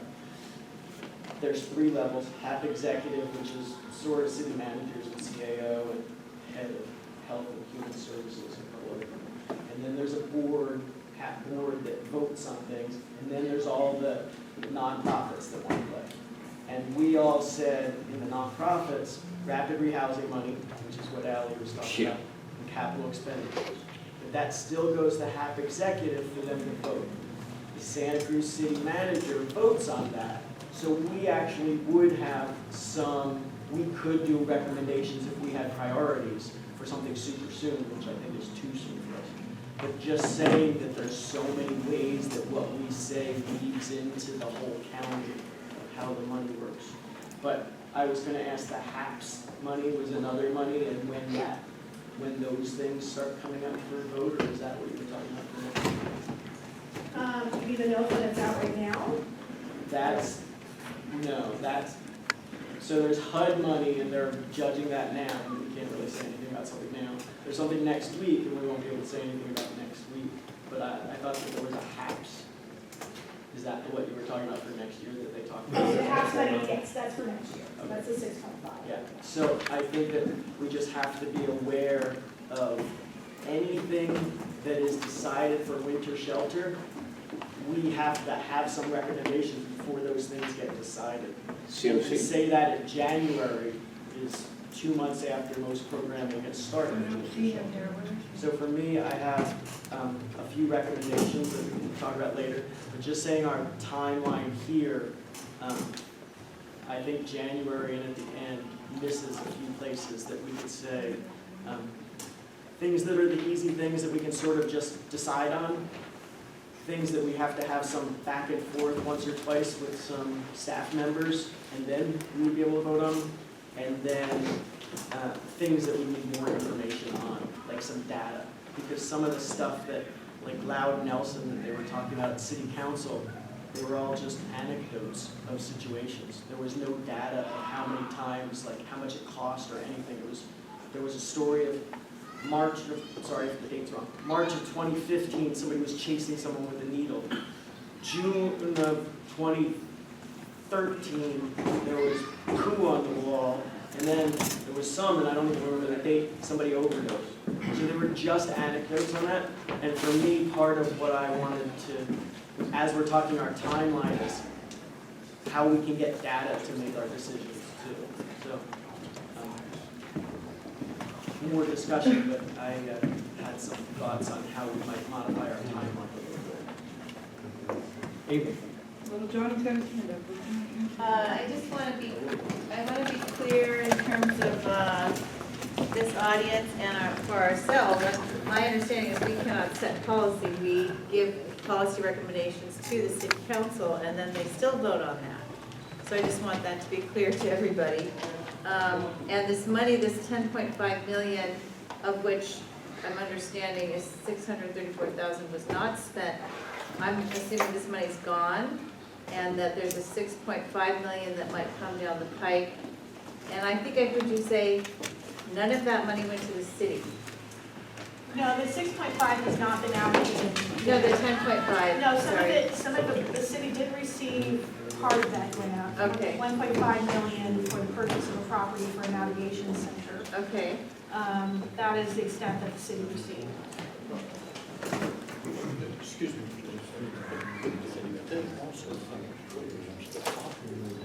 Distinguishing the city government. Yes. Okay, I just want to clarify for a second. I want to distinguish between what the city government got versus programs that operate countywide, including within the city of Santa Cruz. Okay. So what Ms. O'Hara meant was the money that went to the Santa Cruz city government. There was other money from that $10 million that was allocated, and Mr. Layden knows it better than I do, but went to nonprofits and others that operate either countywide or in the city or whatever. So I just want to distinguish between city government and services within the city. Okay, and then the 6.5 million that may be available for next year, is that beginning in January or beginning in start of another fiscal year? People know how much is coming in, so you might even know this more than I do, probably the end of the calendar year, and then the funds would be available late spring, summer of 2020. Can I make a comment on it? the 634, it hasn't been spent yet. The money from the heat money from the 10.5 million, like in a week or so, there's going to be requests for proposals based on what the HAP executive decides as the priorities and writing up the request for proposals. Ingrid. Something that I wanted to do tonight too is I wanted to make sure that the public was heard in terms of what are the recommendations that they'd like us to start working on tonight. So I jotted down some very rudimentary notes, so forgive me if they're not fully fleshed out, but I wanted to make sure that I captured what the priorities were from the community. And what I heard was, we're missing the disabled in the population that we're focusing on when it comes in terms of shelters, the Louden Nelson bathrooms, protection for the homeless, putting up tents, police harassment during enforcement, tents, blankets, legal places for homeless people to sleep, more programs for people who do not have alcohol and drug problems, a drop-in center like MH Can, that creates and creating programs that are needed and not available. Resource guides that send people to places where there are services. Showers, that not demonizing and dehumanizing the people who are seeking these services. The lack of follow through and putting in language that is more actionable so that we accomplish something. So I'm hoping that I caught most of what I'm hearing, but I'm sure there will be public comment, but I want to make sure that, we're listening to you and we've got it. Very good. I second that motion. Yeah, well, just, bouncing off what Serge was saying earlier, in trying to think about a work plan. A little louder, please. Oh, sorry. And thinking about what Serge was saying earlier and trying to formulate a work plan, it seems, and the questions that I'm hearing, it seems that two priorities that we could start out with right away are public engagement and funding education. So beginning by directing city staff, like it says, to develop community survey on policy priorities and gaps to learn more about these things that people are talking about. And then for us to understand what funding sources are available might be a good way to start. Yeah. Not that funding is the only thing, but it is a major thing. And then from there, with the public engagement, if we're also engaging with neighborhoods, then we can start to see where we place things. So, thank you. I had a few thoughts on the planning timeline. One thing is I wanted to make sure that we were giving ourselves the option of making formal deliberations sooner than the end of December, beginning of January, if we want to. I think it's also important for us to have sort of like regular check-ins with staff members about feasibility of things. Actually, I sort of wrote up an alternate planning timeline. I could show it to you guys if you're interested. I'm just suggesting that we might want to accelerate some of the immediate needs. We could even make some decisions on those tonight. And we could talk about what we want to do in our phase 1 plan tonight and what we want to, and I was also suggesting perhaps that we put off some of the phase 2 sort of planning until maybe the beginning of November, just so that we can really focus on the immediate needs and the phase 1 priorities, so to speak. Thank you. Good evening, sir. Yeah, just so that people know here, Food Not Bombs raised money to provide portable toilets. And we had our toilet confiscated early on when we were attempting to get a permit. So we are ready to go at any moment to start placing portable toilets. So getting a permit process for us to put back our portable toilet would be fantastic. And we are also in a coalition of groups willing to fund portable toilets throughout the city. So we're already there, ready to go there. We also have agreed to to support a self-managed camp. And so we are ready to go there. And so those two things could go on immediately with your support. Thank you. Thank you. Rob? Yeah, these recommendations, both for private nonprofits helping with portable facilities and also transitional encampments, were proposed as far back as January by a city council progressives, buried by the mayor for 4 months. And then because of a swing vote business in the Ross campus area and Depot Park confusion, they were put off. They were voted. One of them was voted down or delayed by Cummings' vote.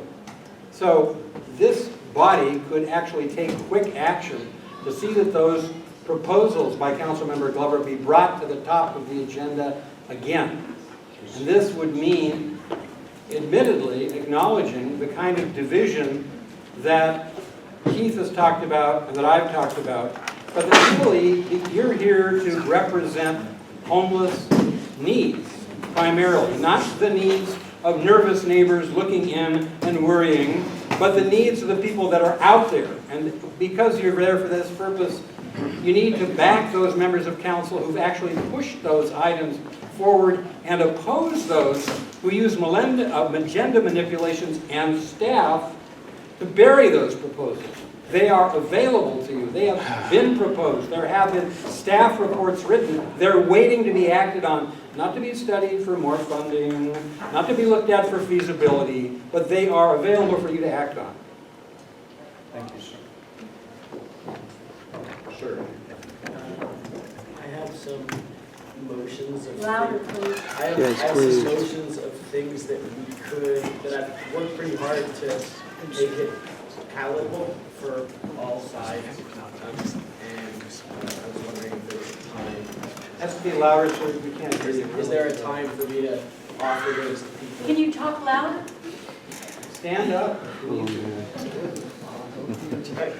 Public Yeah, speaking. I have some motions that are some immediate stuff. Because I really think that, yes, we have to work on all the way till April and stuff, like absolutely true. And yes, we're gonna have to think about encampments and think about porta potties and stuff. But I think that there's some stuff that we could vote on that actually wouldn't cost money. It doesn't have it. It's just, if you knew about this one ordinance, or if you knew about this one bathroom, or if you knew about this one thing, you'd be like, oh really? Oh, okay. So I'd like to offer those if that's something that the committee would offer. So, thank you. I know we need to be expedient with many, many things here, but I do feel that it is important for everyone on this committee to have information.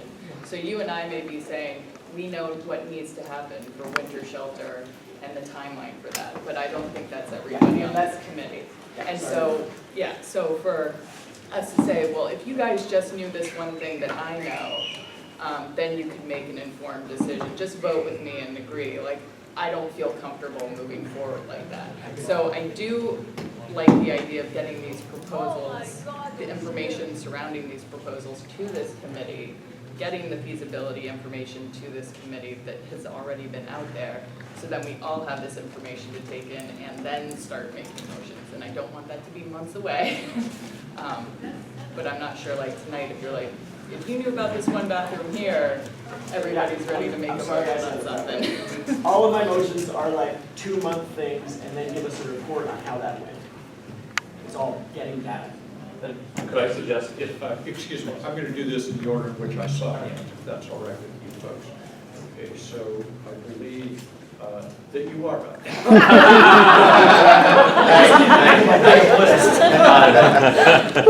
like to suggest if we're uncomfortable making any decisions about policy recommendations today, that we could still motion to consider them full decisions in our next meeting.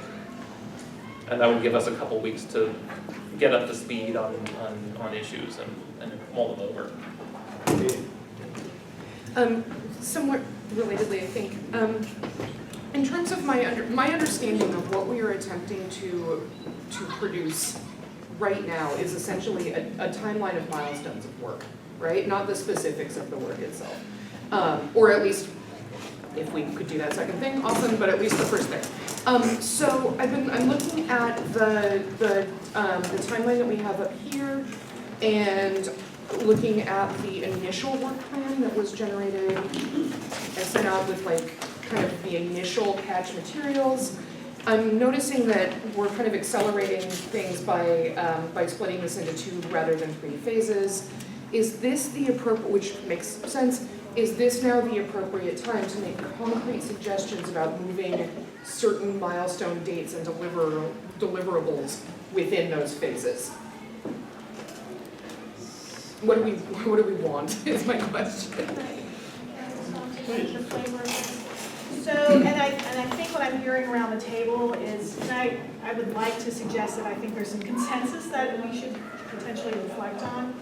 It sounds like the intention of the city council when putting the CACH together, which was to have these 3 phases and have the first phase really tackle the immediate emerging kind of needs. It sounds like there's consensus on this committee that you would like to do that. And my attempt with phase 1 was to establish some kind of process for which you could establish those needs or those policy objectives that you would like to address quickly, but also foundationally build some plan where you're engaging with the community, 1, and 2, really understanding the feasibility of moving forward with those things. So those are kind of the fundamental 2 areas that I think I would recommend for you to consider.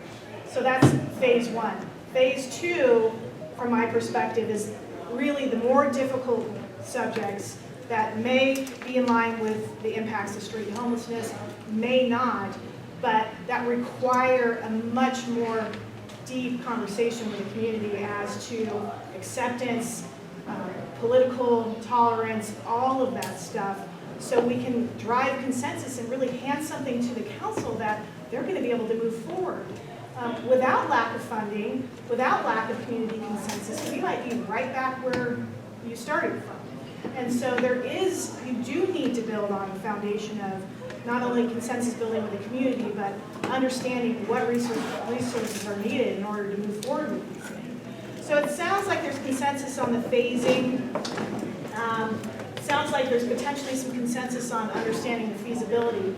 What I laid out in the motions at the beginning of the agenda report are a few things that give staff enough direction that we can work with the co-chairs and the rest of the committee to build that work plan. The number 1 question that I want to draw your attention to is, do you want to engage now, whether it be with a survey or a poll or even a community meeting, where you're getting to, are these all the policy areas that the CACH should be considering? So that's the first motion that I think you should consider. The second motion could be, do you see yourself philosophically as an implementation committee? The question really is, do you want to spend a ton of time thinking about new policy, or are you confident in that the policy that you have in front of you, whether it be also with some additional public engagement, that is the ecosystem that you're living in, and you're really thinking about how to prioritize and implement those things. That's kind of the next tier of what I think you should at least provide some direction to staff around, because if we're going to talk about feasibility, I need to bring in more people to give you that information. And then lastly, the timeline is really from the perspective of how do we plan for these meetings and get the resources available. It's really hard to schedule people. That is one thing that the CACH really needs to understand. If you want experts to come, I need to give them weeks in advance to get here. So I need generally this timeline to be adopted tonight, so we can start working through the channels of getting the right people to the meetings and developing your work plan in a way that's going to be the most effective for you. Yeah, between these comments, I think it sort of covered what I was going to say, and that is just to reiterate sort of what some of the folks have already said, which is to say that we have to be thoughtful in approach. I don't feel comfortable voting on things that I don't have a lot of information around. And I really, like Rick was saying, I really want to, I want to understand not only what the proposed solutions are, but what are some of the barriers there and how do we address these? Yeah, I think that feasibility or the decision-making criteria are those barriers. Right. Essentially. Don? Yeah, I think this is not a very fully baked concept, but I wonder if one thing we might want to think about having in I'm really into the subcommittee idea of having what I'm going to call, for lack of a better term, the low-hanging fruit subcommittee. That really, I want to embrace, kind of what Serge is concerned, that there are things, like, come on, there's a few things that have enough urgency and are not super controversial. And I want to emphasize that second part, that we, even with acknowledging that we're not fully knowledgeable about all of this, could just with a little bit of research, and it's on a limited number of topics, just say, yes, we're good with these, let's just move those over to the city council, be done with that, and then take on the harder stuff. Now, I do want to say a little bit more about that distinction, and I think that's why a committee would be useful, a working committee would be useful to see, 4 or 5 people among us all agreed, yeah, this genuinely is low-hanging fruit, then I think that's a good test of whether it's worth even bringing to the whole group. But, it is really important to remember that some of the things, as usual, I have a little disagreement with Mr. Norris, that some of the things that council members put forward were not just derailed because of a city council machinations. There was an idea about, street parking in a neighborhood, and the neighborhood really went crazy, and understandably, and said, we don't want that here. And it was that council member and the whole city council basically, yeah, we got to back off on that because we went too fast and it wasn't ready. And so we can't, just because there was an urgent need that council member was trying to address, I'll really acknowledge that was a well-intentioned idea. It's not sufficient to just say, yeah, we still know we need street parking, so let's go back and do that one, even though the city council turned it down, because they actually had a pretty good reason why they didn't move forward with it at that time. So we have to make our distinctions here, but I think we can. I think we should at least see if we can knock off a few things and move through those quickly and spend time where we need it on harder stuff. I was just going to suggest that this evening we try to come up with at least a tentative list of phase 1 policies that we can continue to explore, just to telegraph to the staff sort of generally speaking the direction that we want to be going in, and help to move along the scheduling of extra panels and things like that I'm sure we'll want to be discussing here. I'm happy to make some specific recommendations for what I see as phase 1 type issues. I'm also happy to bring up recommendations for immediate action things that we could tackle in this meeting or the next meeting. So I would like to just move forward with acknowledging that there's a lot to digest and a lot to plan for, but still move forward today with some concrete direction. And by the way, you've had your hand up. You'll be the first one in the audience. I've got a couple of more here, then we're going to go to you, then to Mr. Norris. And Amy, then Serge. Yes. So I would like to get a motion from Don on a subcommittee idea for low-hanging fruit when he's ready to when he's fully baked. And I mean, not fully. It is Santa Cruz. Not that way.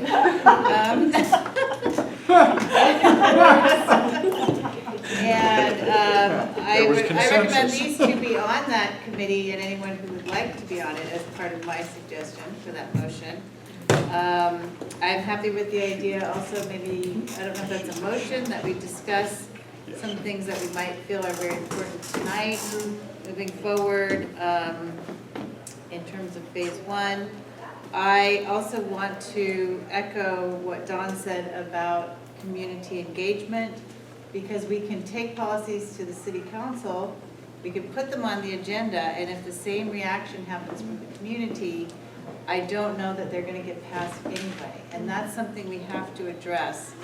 And I don't know, the sleeping issue on Delaware, I was surprised at how vociferous and angry and upset and fearful people were around that. And I think that is something we have to address in terms of people's thinking about homeless people and people sleeping in their cars. So I would like to see somehow us hearing more about the Wisdom Council and how that process might help with people understanding each other better, understanding homeless people better, understanding what their issues are, and vice versa. And I'm wondering, how can we get that on maybe if the next agenda is too busy, could it be the following agenda? Because we haven't heard from the Wisdom Council people here about what that would look like and what kinds of possibilities are available through the Wisdom Council. I also do support a survey, because I think the people who show up to council meetings are very opinionated, and we don't know what the whole community thinks about, safe parking and sleeping in your car, that kind of thing. So I'd like to see that happen as well. Let me just tell you who's queued up here. Katie, Serge, you wanted another bite at the apple here too? I thought you had your hand up. Okay, I just want to make sure I've got everybody. And I thought I saw somebody on that. Okay, Frank? Tosh? Okay, and then I'm going to work my way out there, and the gentlelady over here, then you, okay? Okay, here we go. So, Katie. Thank you. Mine's pretty short. In terms of the work plan itself and what we need to do right now, in order to address, Serge, the concerns that you're raising about some of the stuff that may be both low-hanging fruit and date-driven, do we need to insert another milestone date somewhere into phase 1 so that the first time we're shoving out recommendations is in December? And if so, I would like to ask that you propose a milestone date that we could get in there. Cool. Frank? Do you think it's feasible we're going to adopt the work plan tonight? It's just a general question to the committee. We're talking about things and we're not actually voting on anything. Everybody just has their idea. Frank, can you speak up a bit? Everybody just has their idea of what this all means. Okay, I'd like to vote on some things because there are some emergency needs, okay, that homeless people have, and that's it. That's it. I could say a whole bunch more, but it won't mean nothing. Really? Tosh? I'd like to echo what Rafa said. I think getting a list together, I think that's kind of where we're at, is let's start talking about what we're actually interested in, what we think we could do going forward. One of the ideas that I had is something that Amy, I think, was saying. Basically, I think of it as a listening party. I feel like that's what we were charged with doing. And I feel like, given some of the input that has been put forth today, I think it's really, really important that we do get a diverse amount of people coming in, and so we can hear what everybody's thoughts are. Dissenting voices and angry voices and happy voices and the whole deal. And I think also there's a part about a listening party is that people get to get off their chests what they need to say. And I feel like with what has happened with all the vitriol and everything like that, giving people a moment to vent maybe could be a really good thing for our entire community. So that's something I put on the list first, is figuring out whether we're going to actually have a chance to listen to people that need to be heard. In the back. Yes. So my recommendations weren't the kind of things that are like, we're going to change the world right now, and this is my moment to get you to do it. The motions are stuff like, a motion to have the police chief is okay with a new idea on sleeping. I've had coffee with him a couple times, and he says if it was time, place, and manner, if it was defined like time, place, and manner, like some beaches or some parks at night only, like that.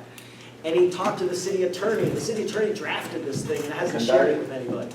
And I talked to the city attorney, and I'm like, how do we see it? And he said, if you guys make a motion that I show it to you, I'll show it to you.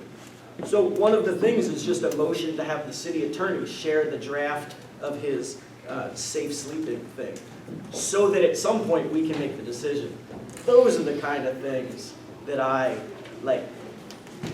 So just to put it out there, I'm not trying to make changes.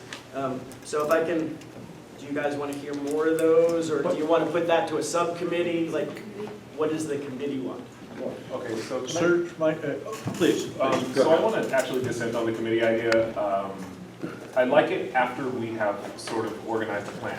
When we're not yet at that place, I think we need to all have our input in what's going to be going down. Because I need to hear your voice and I need to hear your voice, and sometimes they're not the same. If we run to committees too quickly, it's, I feel like, potentially going to steer us in a way that not everybody's wanting to go. So I would say perhaps let's get some things on the table as to what we actually want to do, and then go to committee, subcommittees, in order to actually make things happen quicker. So that would be my idea, not to run to subcommittees immediately. So what we're going to do now is we'll go to our 3 audience members who wanted to comment. We'll bring it back before you. Got a couple of ideas maybe how to manage this, but we'll be open to action. So the gentlelady in the back first. My name's Allie, by the way. Hi. Yep. So I just wanted to stress, while I understand it's a new committee and everybody has an opinion and a voice, and it's all very important that the procedures and everything are in place correctly, as a homeless woman living in Santa Cruz, I would urge you that in the back of your minds, or maybe more so in the forefront, you are trying to streamline things where it's the homeless population in Santa Cruz needs action. These are great meetings, they're informative, everybody has something to say. Maybe some good work gets done, maybe some doesn't. But I think you need to keep that in mind where, yes, at the beginning this is all very important, but there's a whole lot of agenda here, stuff that was going to be spoken about at 8:05 in the evening, and just as a community member and a homeless woman viewing this, I find it all very interesting. But urge you to remember that we are a homeless population that are in dire need of services that your committee can either streamline the city council or is going to be voting on, and things of that nature. I just urge that you keep that in your minds. It's like, this is all great conversation. It's been very informative. It's very interesting to me. I'll come back. But remember that we are a community that is in dire need of services that you guys are kind of in charge of trying to get pushed through. Thank you. Thank you. Sir, good evening. Okay, you're number 4. You're number 2, okay. All right. Well, I'm sorry. He's number 2. My apologies. He's number 3. A couple of things need to be kind of, I think, corrected. Don and I disagree often, but the reason the city council was confronted with a mob of people, partially organized by Take Back Santa Cruz and other groups that don't want to see anything done for homeless people other than getting rid of them from the town, is that the staff eliminated 560 odd different sites and essentially narrowed it down to the Depot Park and 2 others. And it was pushed through by the staff. Now, that has put me at odds with Susie, perhaps to some extent, sure. And I've been critical of that. But I think it's important that people realize it's not a matter of listening to everybody's view. Because there are a lot of people who are not going to want to do anything. Are you going to weigh that equally against the fact that the person outside who can't take a shower tonight and hasn't been able to for the last 3 months, as Frank will tell you, it's been very difficult at 1220 River Street. No, you can't do that. You have to come to decision on priorities, and you don't have the time to spend a lot of academic discussion, let's vote into committee, let's not be steamrolled. I understand all these things, but you're all here because you have some experience with these issues, and you also have some understanding of what the needs are. And I encourage you not to be led by such the need to deal with abstract concepts and be snowed with words and have these issues delayed. What you're talking about is very important, and not just in the vaguest way, but a real way. On Saturday, I watched 3 homeless people being harassed by 3 police officers along the fence of the post office, being given phony tickets for being within 14 feet of a phone. He was really going after people sleeping at night along the fence there. That's going to be happening every night for the next week. You're going to be engaging in wondering what should the committee representation, what is the proper bylaw? I'm not saying that you don't have to, at some extent, address these issues, but please go for the priorities, at least at some level, as quickly as you can, such as the way Serge suggested it, and as other members have also pointed out. You cannot make it, gee, let's have a listening session for a few months. Bring in some community members. They will come in anyway. You have to decide on principle and the basis of need what needs to be done fast. It has to be fast. Good evening, sir. Greg. Good evening, Greg Bankston. I can take care of myself pretty slick operationally, you know, but there's people out there that fall between the cracks, and that's what I worry about. Because I can file motions, I can do this and that. There's people out there that don't know how to do this, and that's we need all of us be thinking about. Where are they getting, who's harassing them, who's taking care of them, who's, you know, this is a loving community actually, but people are getting harassed, getting taken, you know, they're being abused. We really need to get back to that. Who's taking care of them? And we need to figure out, how do we take care of that? How do we recognize, how do we have a matrix that says, okay, here's this quadrant over here that's not being taken care of? Because there's a big quadrant. Because I'm slick, he's slick, he's slick. There's people out there that are not, that are falling through the cracks, and I'm worrying about them, and that's what's happening. And I wish I would love to be a radical and just say, let's do this or that. But in my heart, I need to say that we all, and Wes knows this, I know everybody here, we need to be thinking about these people that they're not able to speak for themselves. And we need to be there. We need to be standing for that. That's all I have to say. Let me just ask you what your first name is, so It's Keith. Keith? Yeah, Thank you. very much. Keith, you're up. Okay, yeah, I think if you have well-meaning people who, they could be a listening thing or these different kind of programs like what you were suggesting. But the problem is that these very angry people that block the ability to actually cite a location, or who were easily manipulated by the way that the city council and staff manipulated the Depot Park thing, ignoring 500 other locations. They have an agenda that is pre-planned, they're winning, they have lots of money, and they don't even live in Santa Cruz. So no matter the angry crowds of Take Back Santa Cruz Unite, those people have an agenda that they will not move from, because they have for decades been entrenched with large amounts of money, some of which comes from Chicago. There are think tanks like the Manhattan Institute. They have a very well organized, oiled apparatus to demonize homeless people and to make sure we never go forward. And it's a war, and they're not going to listen to, but they know that people are suffering out on the streets tonight. And they have there's nothing we can say to get those people to somehow say, oh yeah, we're going to actually do something to help the poor. They have known, Take Back Santa Cruz people, the people that are running the recall campaign, all those people have the real estate industry and the property speculators and the banks, they've all known the solutions. and could have provided those solutions at any time in the last 30 years that we have been urging them to do that. So a listening thing isn't, that's not really that worthwhile. They're in a war they plan to win, and the homeless are the victims of that organized, well-financed, multi-billion-dollar plan to demonize and criminalize and just run over the homeless. And I suggest that people look at a number of different new policies that are happening. I published an article, America's New War on the Homeless.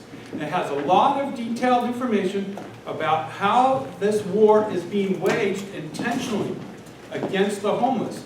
And so, anytime one is making a decision about how to help the homeless, when you're citing a place, no matter what you're doing, you have to realize that the people that are waging that war, that are stopping the progress at City Council in Santa Cruz, don't live here, they've got money, they know what they're doing, and they have no intention of backing out.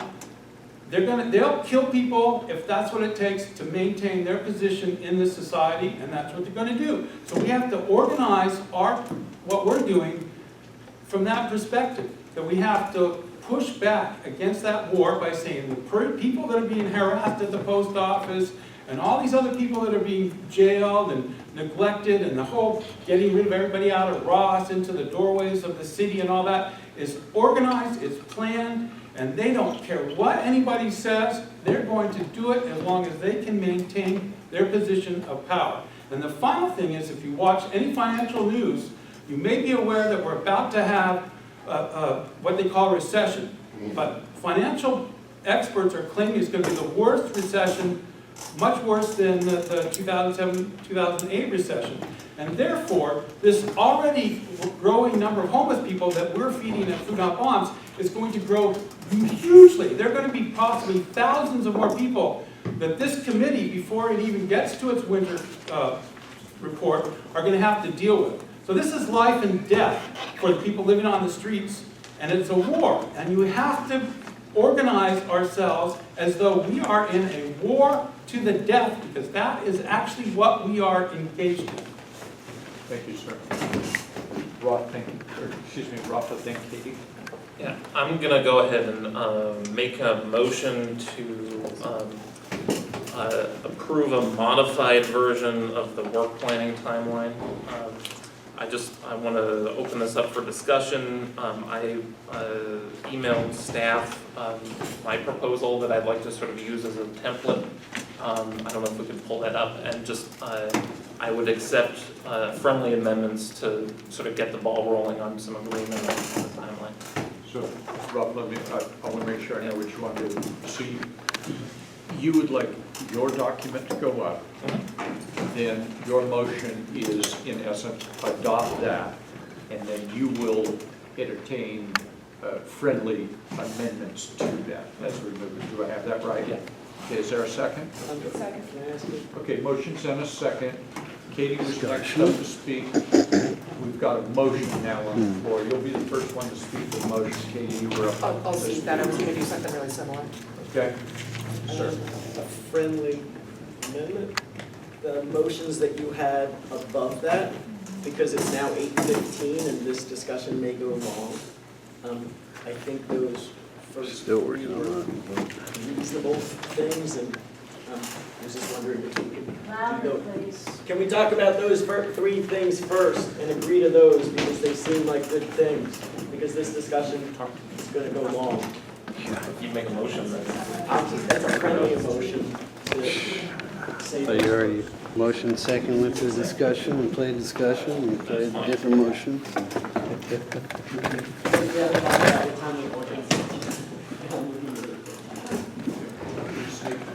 to set myself about where we're at. Just give me a second to understand this.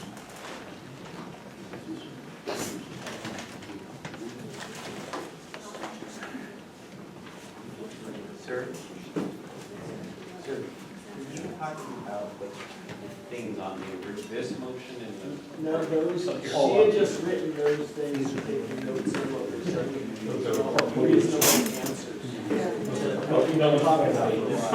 These aren't yours? No, she was writing these on our discussion. She just wrote it. Okay.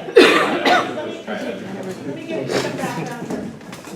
So, as I've been listening this evening, I've heard some consensus building around some of the discussion. And wrote some motions that could be considered as alternatives to what's in the staff report. And generally speaking, what I've heard is an interest in developing a subcommittee to identify those phase 1 priorities. I don't necessarily think we have time, nor do I think it's necessary for those recommendations to happen tonight in terms of what should be in there. But I think that subcommittee can convene very quickly and come back at the next meeting with not only what those recommendations in terms of what should be in phase 1, but a feasibility analysis to the best of our ability to put that together with a recommendation that could come back to the CACH to be basically approved as your phase 1, and then you would develop your work plan around that phase 1. And some of that may be things that you can move forward immediately, but that would be the recommendation of the subcommittee. You would take the time to do that over the next couple weeks. So that's number 1. What I also heard is the intention or interest in developing some kind of listening tour. I think we could do that for the month of October, and I think you could direct staff to develop a plan for a listening tour for the month of October. We could come back with a recommendation on how that would look, what the goals and objectives are, and you could provide input to staff, and then we could launch that for October. That's the second one. I heard also interest in disseminating a community survey. That could be in addition to a listening tour, or it could replace the listening tour. We could do both. And that's something that we can move forward with really quickly. And then the last one would be to approve the work planning timeline with the ability to update that timeline in terms of the meeting date, duration, meeting focus, and required resources and staffing as needed. I see this as a living document. I think it has to be, because quite frankly, what you prioritize and how you decide to move forward with things really does need to be based on not only the level of urgency, but also the available resources and who we can bring in to provide data. It needs to be a living document, but from my perspective, there's a couple housekeeping items that we need to figure out. Are the dates acceptable? Is there general consensus that we don't want these meetings more than 3 hours? That would be good to know. And then also, I do need to let you guys know that Focus Strategies, that's working on the systems planning for the county, has offered to meet with the CACH next week on the 10th of September. And that is going to be available at 6 p.m. for folks that can come. I need a quick straw poll about who can come to that, because we're not going to plan it unless, we have generally people coming to that. There is an alternative to go to, there's kind of a hat meeting on the Focus Strategies the next morning from 10 to 12. But I do, from a housekeeping perspective, we need to schedule that for next week if there's interest to schedule that. Isn't that during city council? What's that? Isn't that during city council? No, city council is in the evening, this is in the morning. Yeah, 10 to 12. Yeah. No- Oh, no, no 9 to 10. Yeah, it is during city council. Yeah. It's a 1 hour presentation, so it'll be from 6 to 7. So, and the evening session starts at 7:30. Well, the evenings, yeah. So it could be between the afternoon. But the afternoon session goes till 7:30. Yeah. And are they giving the same? They are. Okay. Yeah, but not everybody would necessarily be available from 10 to 12 on the 11th, so we wanted to provide the opportunity on the 10th. So, those are the recommendations based on what I'm hearing tonight. It could very well dovetail very, well into Rafa's recommendations as well. We can bring those up. Generally speaking, obviously Rafa should speak for himself. I think the timeline really does focus on establishing subcommittees and kind of prioritizing, immediate needs more urgently than what we have in my staff report. Done. Yeah, so, because I want to there was almost, there may have been near consensus, but I want to make sure to address Taj's concern about, the subcommittee, too soon, if you will. So, but maybe the way you wrote it does, I just want to check about this idea that that first run of that subcommittee wouldn't necessarily be to bring back, okay, we're ready to vote on these things. It's more to bring back what are the top, what I call low-hanging fruit, but high, the first stuff. And then it would be up to the CACH whether it wanted to move ahead with doing some quick action or giving that committee some additional work to do. So is that correct? That's how I wrote that. Okay, and does that work for you, Taj? Not at all. Okay, good, that's fine. No, I see it differently, and I defer to the wisdom of the group, but at the same time, we just have different mindsets and we think about things differently. If four of us come together and then we all are going to vote on, unless I'm misunderstanding, if a few of us come together and decide sort of what is the low-hanging fruit, we may miss something that's crucial, and that doesn't really work for me. I'd rather us all just say, hey, right now, this is what's on my mind, this is what I think is important, and we say yes or no, and then with the yeses, then we have a committee and say, okay, you guys, go get us some information about this, let's actually work toward that, unless I'm missing something. That's my thought. Amy? Oh, okay, well, everything's just shifted in my mind. I mean, there's some things that sort of stood out to me as low-hanging fruit, like storage and hygiene. And Ralph showed me some of the stuff that he's been thinking about, and that seemed to be also what he was thinking. I don't know if there'll be a lot of controversy, but are you saying tonight we could put out some of those ideas? Yeah, definitely, like right now. Okay, Yeah. because I'm like, let's do that then. That's kind of where I'm at. Okay. And then that would go to a subcommittee that could then come back with some. Everyone's saying, let's get something done, and that's where I feel like we're at personally. I feel like there's a sense of urgency. There's a short-term plan and there's a long-term plan, and I don't care about a committee or not. Whatever happens, happens, but let's start talking about what we're gonna do, or what we want to do at least. I mean, Right, I think the idea behind a subcommittee, I think for me, is that they can do some of the research that we can't do sitting here and come up with, like, these are some things we can actually do, because we don't, right here, we can't go run and do the research and come back and say, okay, this is feasible or not feasible. And that's why I support the subcommittee, is that they'll take that time, do the research. But if people want to talk about low-hanging fruit tonight, I support that also. Basically, exactly this. This is about, effectiveness. We cannot and will not spend the next 2.5 hours in this room going line by line through this document, deciding what does and does not make that list. But a committee can go away, do that work, bring back, and then the full group can work on. This team is, just effectiveness.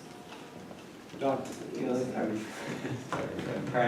I wonder if, I think, I'm trying to be mindful of the Brown Act and what we can do by email, and there is, I think we could do this. If everybody submitted to the staff, you guys have already done it, but some of the rest of us haven't, their vision of, quote, either low-hanging fruit or this is stuff we need to do right away. We could all email that in, and that could be collated. And the idea is, it's doing what Katie just said, but not doing here, doing it at home. And then we sort of take that list and look at it at our next meeting. And just say, and then by then form at that meeting a committee that would then take, somehow we'd have to do some massaging because it might be too big a list, but who knows, we'll see. And then say that committee is now charged with sifting through this and kind of picking, what are the most feasible things based on doing a little more research and bringing that back. Again, then that comes back to everybody to say, yeah, let's do some recommendations on that. Something like that. I know it's not as fast, but I feel like we are running out of time tonight, and we do want to give everybody a chance to talk about the low-hanging fruit and urgent items. Maybe do a show of hands and see how many people are comfortable with making any specific recommendations to a subcommittee tonight? Sorry. Like, so making recommendations for policy for a low-hanging fruit subcommittee to dive deeper into. But, Yes, I would like there to be a subcommittee. right, so my question is, how Right many of now. us are right now comfortable making specific recommendations to the subcommittee? Even if we just threw out a dozen things, that would lessen next week's conversation, because that dozen things people would work on.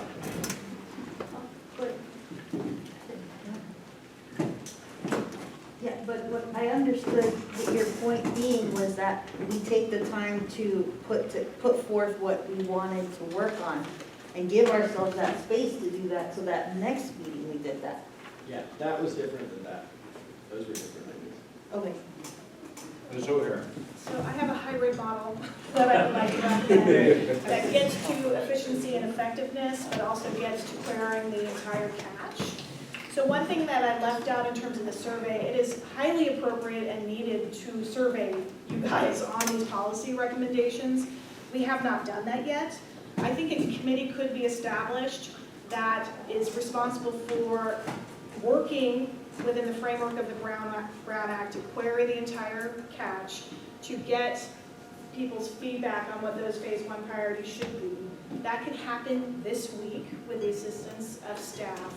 And then that committee could be responsible for analyzing those recommendations and coming up with a set of priorities based on what you've heard from the entire committee.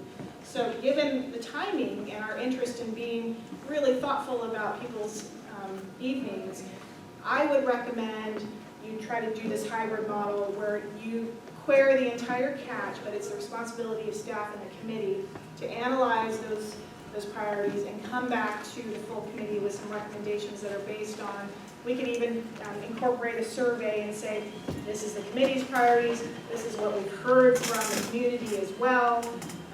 Based on those two things, we would like to move forward with these policy recommendations for phase one. Quite frankly, that is really just the beginning of the conversation, and it provides context and foundation for a conversation. It is not the end-all be-all of what should be in phase one. It just elicits response, right? And that's what's kind of hard, and that's the reason why staff, one of the reasons why we make motion recommendations is to get committees like this to talk about things rather than a big salon of conversation. So I think it would be. I think we'd get to both Don and Taj's considerations if you charge the committee with thinking about what the entire catch would like to do. I have a suggestion about how to get some language about that, into that first one, if we would take it. No one's making a Let motion. Oh, Let me set where we are, where I think we are right now. Where I think we are is that there is a motion and a second by Sir, by Rafa. You did the friendly amendment.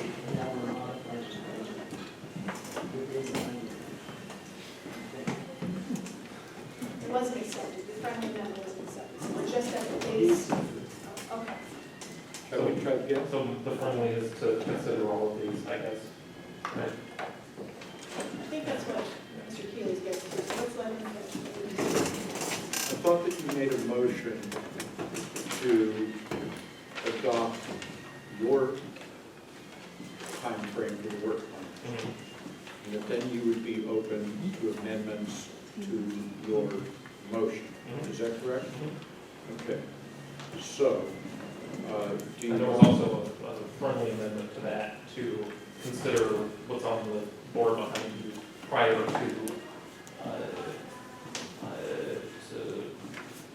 deciding on the timeline.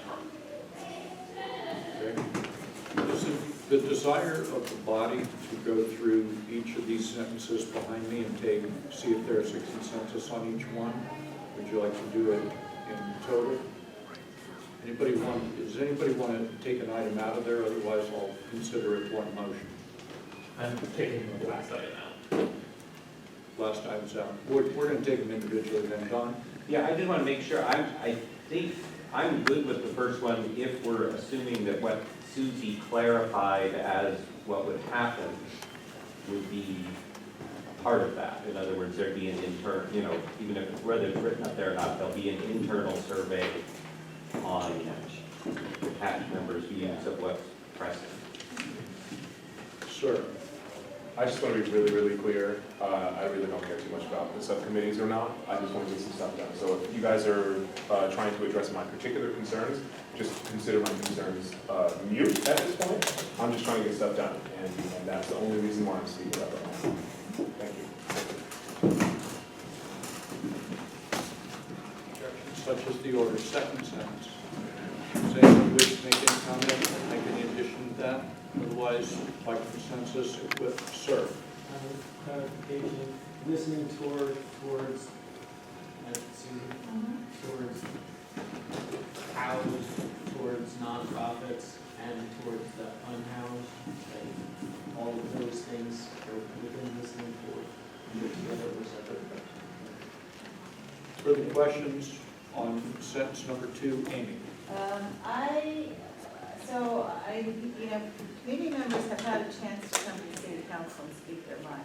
I mean, 2 minutes isn't a long time, but they certainly have spoken their minds. And so we can do the listening tour. I think it's a good idea, but unless people are listening to each other on different sides of this issue, I'm not sure we're going to make a lot of progress. Because people are going to come with the same concerns they came to the council with. And I'm feeling like there's a need to create a dynamic where people really listen to each other and hear each other and come to some alignments and understandings.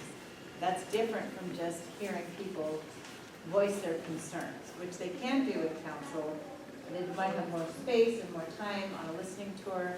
I would like to hear from the Wisdom Council because I understand, and I've been to 2 meetings with them already, that they have a process whereby they help people identify sort of the core issues that their fears are coming from or their emotions are coming from, and then get to a deeper place. And that's my concern, is that we get to a deeper place. So I'm not sure if this, I want to incorporate the Wisdom Council somehow for us to hear from them, and I'm not sure how that can happen. If we could put that maybe with the, if this focus strategy system, which we didn't decide on September 10th, is only an hour, then we could actually have Wisdom Council speak from 7 to 8. I'm confused about what's happening on the 10th still.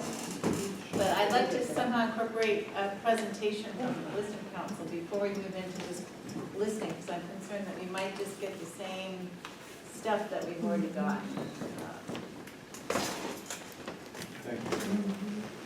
Maybe we are trying to go to that. Okay.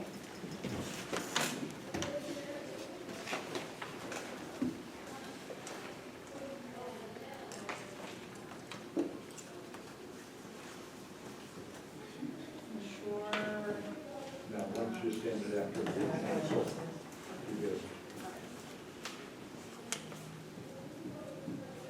So before you. And so they'll come and consult with us about how to do the listening tour. I think we should co-develop it, and we should come back to the CAC with some recommendations on what are the goals and objectives of the listening tour. Is it appropriate to do it now, when the CACH has gotten a little bit further along with some policy considerations? Gets to a little bit to what Don was saying in terms of when is the best time to engage with the greater community. So I think we should probably take out the month of October. Yeah.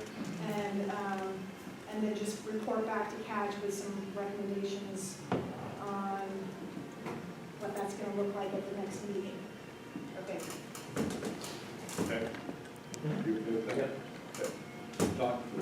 I just wanted to say, Amy, I really appreciate your comment about, a lot of, people have come and been to the city council.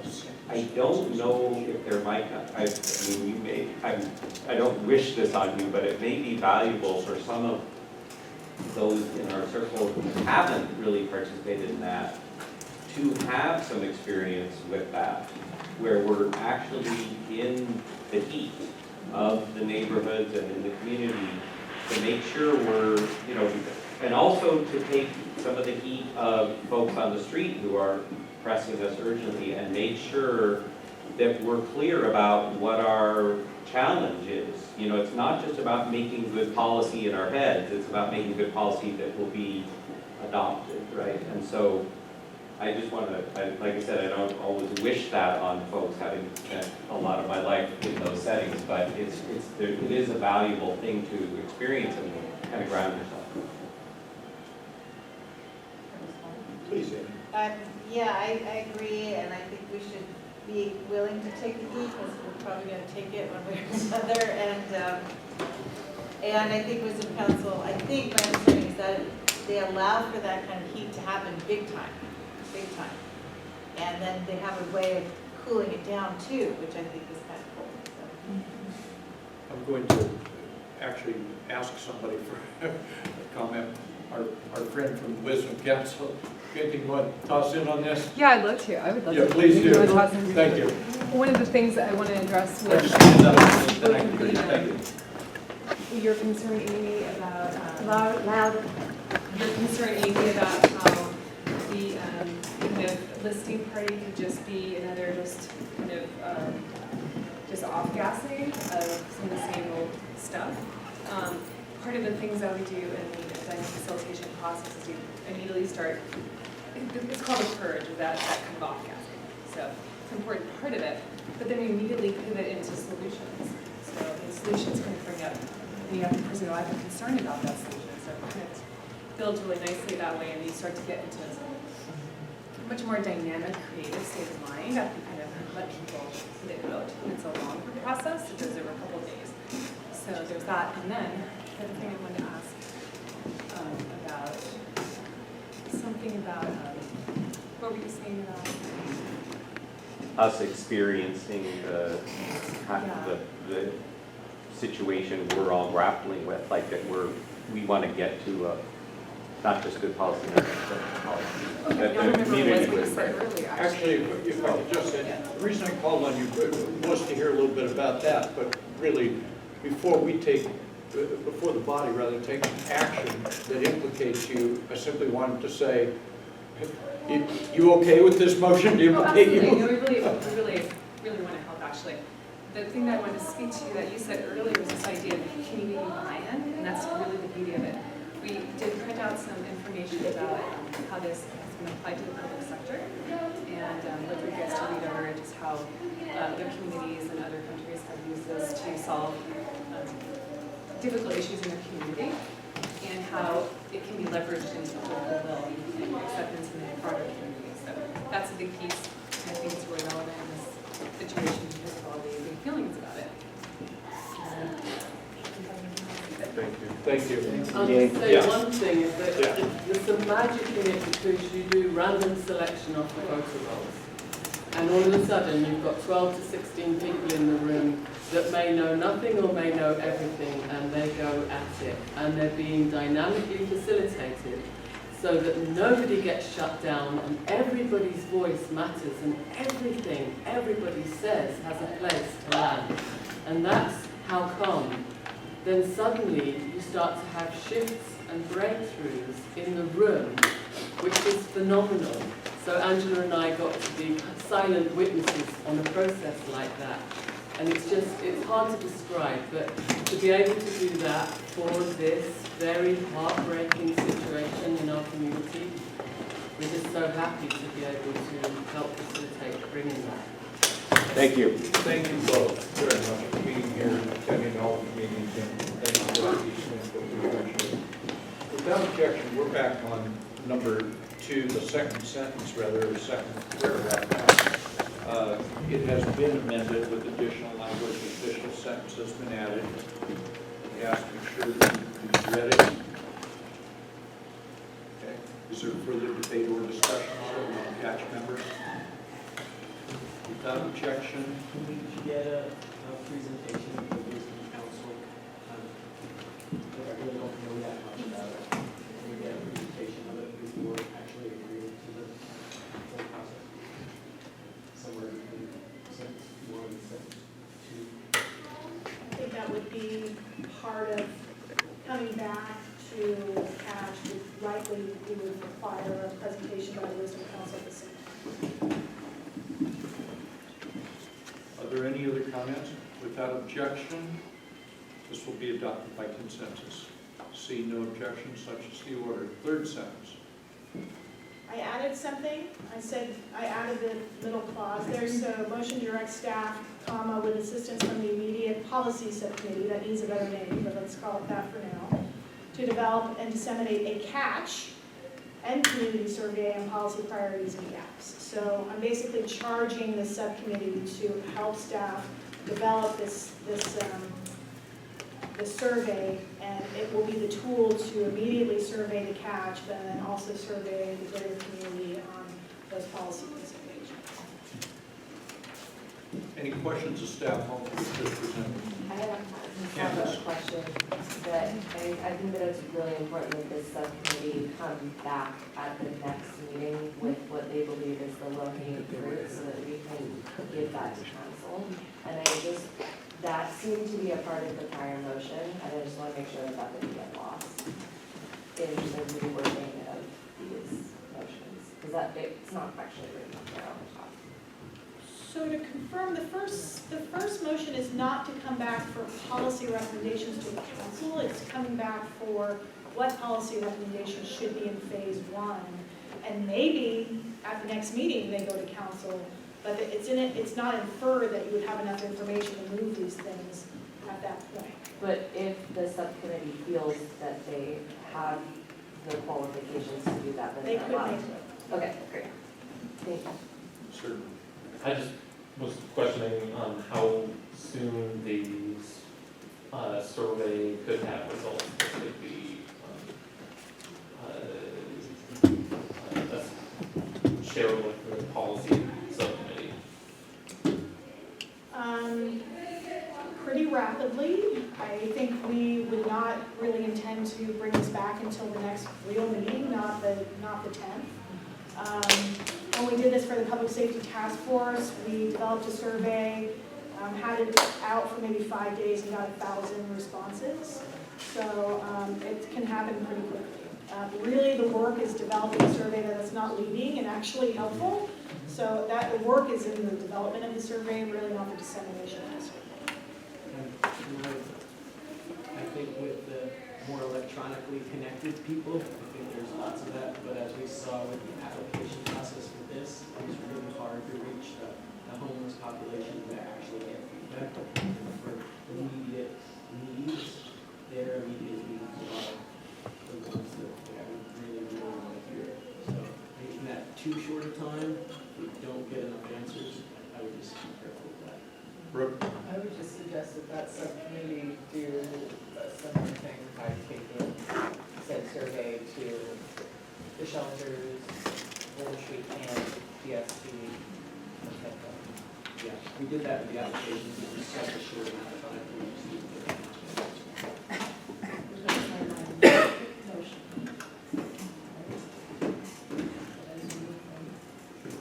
Maybe we have some immediate policy kind of things, and then we learn some more immediate policy kind of things, and we add on those later.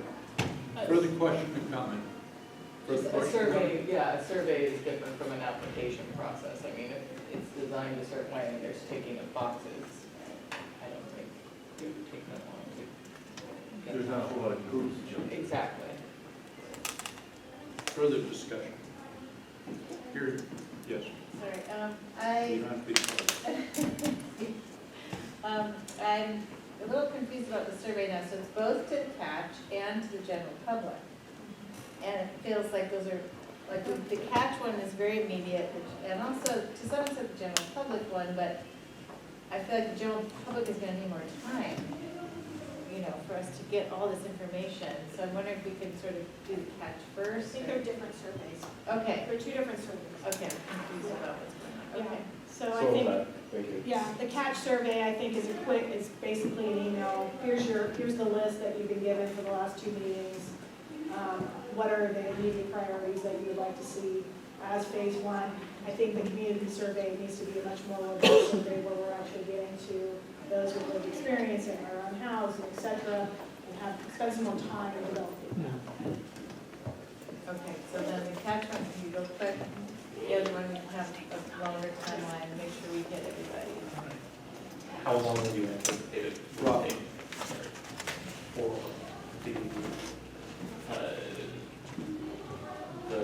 way for the general public to be disseminated. Well, I kind of have, I mean, I think we have to lean on our committee members who might be on this subcommittee to help with this, in terms of not only the content, but how best to disseminate it. But the intention would be to have those survey results back at the next general meeting of the CACH. That would be the intent. Don? For the community survey, to do it that way. Yeah? So if it's not possible, then we should talk about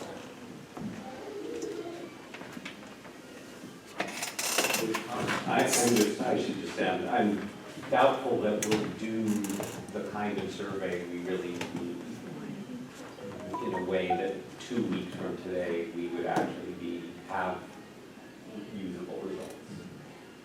Okay. I think we are starting now to do the work in this space, rather than adopting or approving a motion to have staff and committee members do the work. So I think we should knock that off. And it's also parked in the work plan until the first of the latest. Yeah. Further debate or discussion, if you're willing to risk that. Okay, seeing and hearing none, without objection, we will adopt that you will adopt that by consensus, such as the order.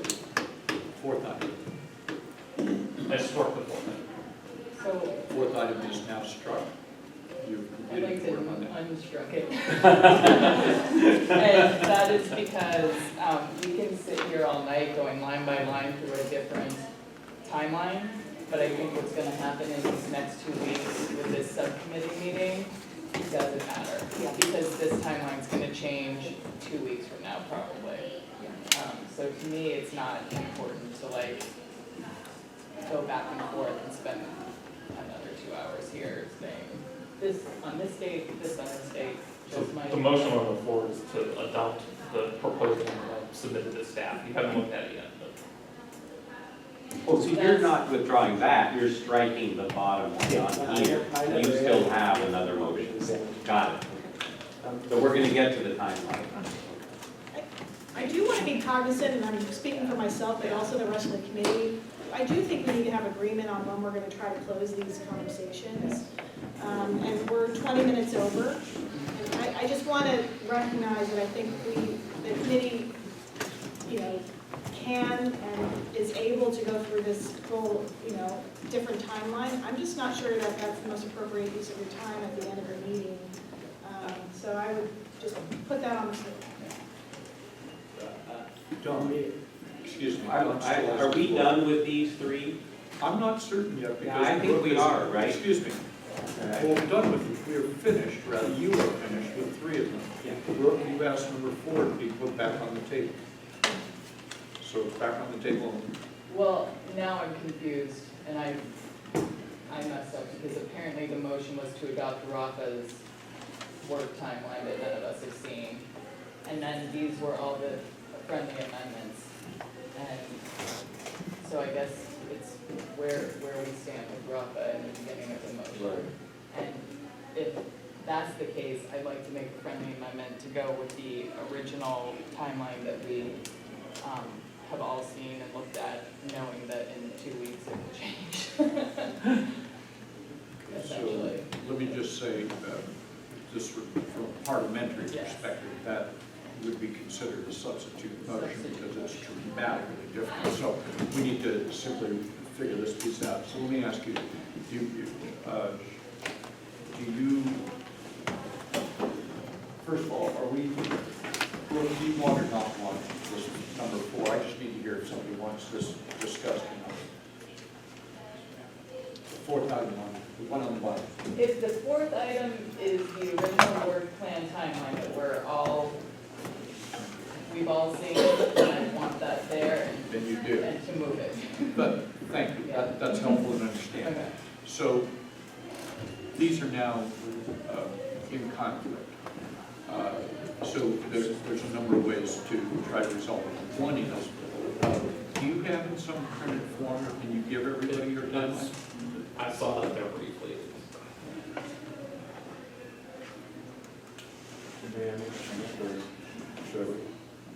Please do. Make your comment, that is. Something that I've been thinking about since the last meeting is that we're really heavy on the word play with a lot of this. In the last meeting, I found myself frustrated, partly with the time that it took to do that. And some of it seemed unnecessary, and at the same time, some of it seemed really necessary. And I also want to just sort of put out there that we don't actually, I personally don't feel like we have to micromanage every single thing that is printed. It doesn't really matter, some of it, because what we're doing is getting things done, and the way that we put it on paper, in some ways, doesn't really matter so much. So that would be my request to the committee, is that we do a little less wordplay. That's it. So I'm going to stay here for just a second. Amy, I'll be with you in a second. But I need to resolve this issue about whether you want to vote on your amended. You've got, right now where we are, is that's the motion on the floor, is to accept your timeline instead of the one printed in the I'd also agenda. add that, similar to the other one that we were looking at, the subject that changes as needed. So, but essentially this is just a template, like a substitute template that will be modified as we go. But. So I want to ask it, and I'll get it to everybody, don't worry, but I just have to ask it. So you want to have the body act on that, on your timeline. Okay, now I know what you want to do. So that's what we'll debate and discuss at this point. Anybody under that point? Amy? Okay, I'm just trying to get clarity here. So my thinking about the last slide, the last thing that was projected was the first item was that the subcommittee would come back with a phase 1 work plan, sort of based on some of Ralph's ideas and as the committee decides. And so I'm thinking, Brooke, that might sort of address what you were saying, that like it's going to change anyway, and I think that's what the first point was saying, is that it's going to change. So we'll let the subcommittee come back and change it, rather than go over this evening. And so I don't know if we need the fourth item on that last PowerPoint, because I think what we're saying is the subcommittee is going back to come out with sort of a new timeline for phase 1. Is that correct? Am I correct? We also have not looked at the amended work plan. Exactly. So there's been, I mean, you would have to sit and go through the amended work plan and compare it to the one that's in the staff report to understand the changes.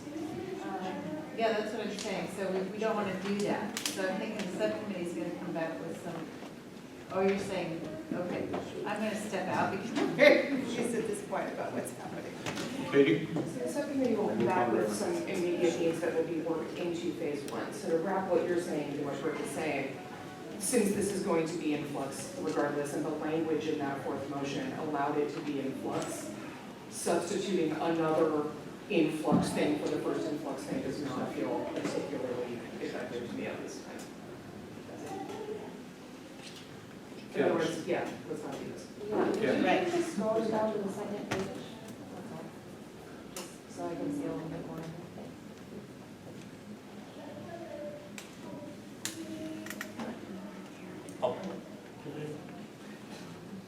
Brooke? So I'm just curious, why it's so important to move forward with your amended timeline versus that we have to review. So basically, the only substantial difference, the second half of phase 2 is exactly the same. The phase 1, the only real difference is that we're just giving ourselves the option of taking discussion and making some decisions potentially sooner if we want to. For example, I think on October 28th, there's an opportunity for us to make some preliminary recommendations. We don't have to do it, but it's just sort of in the plan of this is an opportunity where we've done enough to this point to, if we felt comfortable at that point to take an action, or we could continue on. That's essentially the main difference. It's just giving us a bit more flexibility in terms of how we want to deliberate and how we want to engage the community. Serge? Do we have to decide this tonight? I think this is like the same thing last time that we just kept talking about it. We all get tired, we all get grumpy, and really, I think this is super important. But I would absolutely want a winter shelter and a couple like those things in there and reports for those kind of things before I agree to it. And if we're just gonna change everything, I don't know why we're still talking. Don? Yeah, I wonder if we could just adopt the motion, the original timeline with just simple language that basically said, we recognize that at the end of October, we may choose to make some early recommendations to the city council. Add that in, and then just keep it the way it is. It doesn't mean we won't also do other modifications, but for today, I feel like you're right that we should allow ourselves the opportunity to move quickly if we choose to, so let's say that, but then otherwise, I think the basic timeline is. I think that was essentially a question to you. Yeah, I'll accept that. Wayne? My comment was made. Katie? Just one more idea, from what was just projected, it looked like you put a lot of really cool work into making some very specific and actionable things that could also be interpreted as agenda items, that maybe if you were willing to share that with the co-chairs, could be worked on actually getting into like agenda formation at the appropriate times. Serge? When we did the bylaws and we had that sent to us 5 days before, and that gave people chances to offer up an alternative to read it. That's why Rafa couldn't get into this when we sent it ahead of time, because it was only 3 days and couldn't add it. So I would also ask at some point that we think about having, if it's possible for you guys to always send it out 5 days before. Send out 5 days before. This one. Dawn? Yeah, just a quick, just on that, in that vein, because I feel like a lot of work was, set aside pretty quickly. And I think even if it doesn't get sent out ahead of time, it is a little work for you, but or for any of us. But if you do that work, make 15 copies and bring it so that we could have been sitting here looking at it earlier on. I think we might have been able to embrace it more quickly, and we just never had a chance. Yeah, thank you, Rafa. Amy? Can we make a motion to adopt, did we already agree to adopt these four? Can we make a motion to adopt these four resolutions? So I believe where we're at is that Dawn offered, first of all, we adopted the first 3 of these 4 items that were out there. Those have already been done. Then I believe that Dawn suggested essentially a substitute motion or a friendly amendment, a substitute motion. You've agreed to that, which is, if I understand it, a staff work plan, an express understanding that this is a fungible document based on the work that goes on, including but not limited to the work of the subcommittee and getting some urgent actions considered by this body. Do I have that right? Also, and specifically, targeting the last meeting of October as an opportunity to potentially make interim policy recommendations. Yes. You're quite clear on that. We work very well. Anybody want to comment on this real quickly? Thank you. It matters back before the body. Without objection, this will be adopted by, that motion will be adopted by consensus by you. Seeing and hearing no objections, such as the order.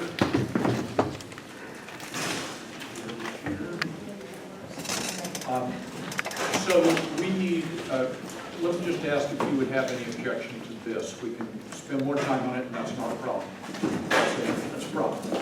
You need to establish this, you've established the subcommittee, now you need to populate it. Presumably, you're going to have 2 co-chairs. How would people feel if the 4 people who got nominated to be co-chairs are on this subcommittee? We just do that. Anybody object to that? Anybody object to that? We good? Does anyone want to join on with it? Say it again? Anybody else? I'm wondering if anyone else wants to join on to it. I would move off if another person. You're a co-chair, right? I am. I don't know if the coaches have to be like, depending on what their time is. Well, do I just offered it if 7 people wanted to be on Let's it. take a vote, like who wants to? Yeah, who else wants to? Anybody else? Who would like to be on the subcommittee in addition to the 2 co-chairs and then 2 that offer themselves or were offered as co-chairs? Anybody else want to be on this? Hey, I'm a homelessness, but I have a lot of Anybody else want to be on? Okay. Is there?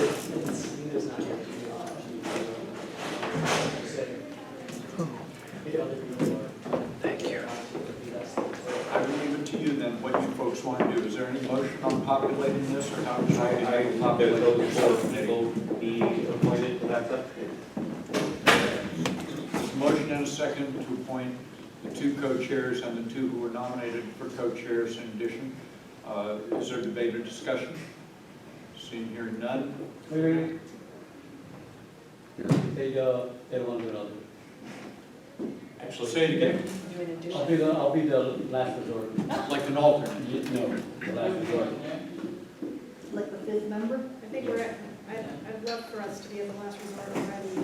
Can I just also add, if Wait, no, hold on. Let's try to manage this, okay? People talk, you have another idea, I need to dispense with one at a time. You do or don't want to be on this? If it was left to me for that, to answer that question, it would be no then. Okay, no. Anybody else want to be on it? Okay, do you have any comment? just leave it open if Christina wants to join. Or if anyone changes their mind, we could have up to 6 members on the subcommittee. Further debate or discussion, Don? I'll move that if Christina volunteers, we add her, but if she chooses not to, that the 4 just proceed. All right, that's the motion on the floor. We will adopt that by consensus. You will adopt that by consensus unless there is objection. Is there objection? Hearing none, such is the order by unanimous consent. My housekeeping item, I need to understand if the committee is interested in having the focus strategies meeting the same day as the council meeting, 10th of September, from 6 to 7 p.m. Otherwise, you're welcome to go to the 11th, the next morning from 10 to 12. You will be getting the same, essentially the same presentation. But if this committee wants to have kind of a crack at this systems work, which is incredibly important, it's looking across all of the systems that are related to homelessness response and understanding how they're working together, where there are gaps, and what this consulting organization, which is nationally recognized, what they're recommending for our community. It might make sense for us to schedule this meeting, but not if we don't have a quorum. So if folks want to let us know, probably today, no later than tomorrow, say by noon, as to your availability, so I can schedule it. I do need to schedule it for next week. Do we want to? Raise hands. Okay, so who would like to go to that? It's Tuesday evening. And I really support it as an educational thing, because they even made some short-term. Okay, it's looking, okay, let's do the evening on Tuesday. And we'll make it short, 1 hour, 6 to 7. Do we know That means- where? I don't know, and I don't know, but I'm going to know shortly, but I will schedule it. Thank Do we have you. a copy of the baseline report? I will send that out, but I think people do. Yeah, there's a baseline report. If you haven't, I know several of you have it on your house. Send it to Allocator, sure, we'll try my best. Okay. Is it reasonable to assume it would actually take an hour or no? Yes. I just wanna, I don't know if this has to be a motion, I'm wondering if Ingrid's notes that she took and read out could go into the minutes or come to the committee. The notes you took on public comments. Can those go into the minutes or no? If she wants to provide, we can put them in the minutes. She's a great nurse. Okay, great. Ingrid, are you okay with that? Okay, with typing up what you're giving them to me. Is without objection, we'll add that to the packet. On that item, it is the adoption of the minutes for our next meeting. We are now on oral communication. This is item number Roman numeral 7. This will be the opportunity for any member of the public who is with us this evening who wishes to address the body on an issue that is under the jurisdiction but not on the agenda tonight. Is there anyone who wishes to make such comment? Seeing, hearing none, we are... Actually, may I just a brief comment? Oh, of course you can. Just briefly. Unplanned, but I do live at the street, and we're usually just busy, just taking care of our like day-to-day things, and a lot of people don't have time to come here. They do have things to say, and I do ask them to come with us. Thank you so much to Frank that actually puts the time out here. He lives there with me.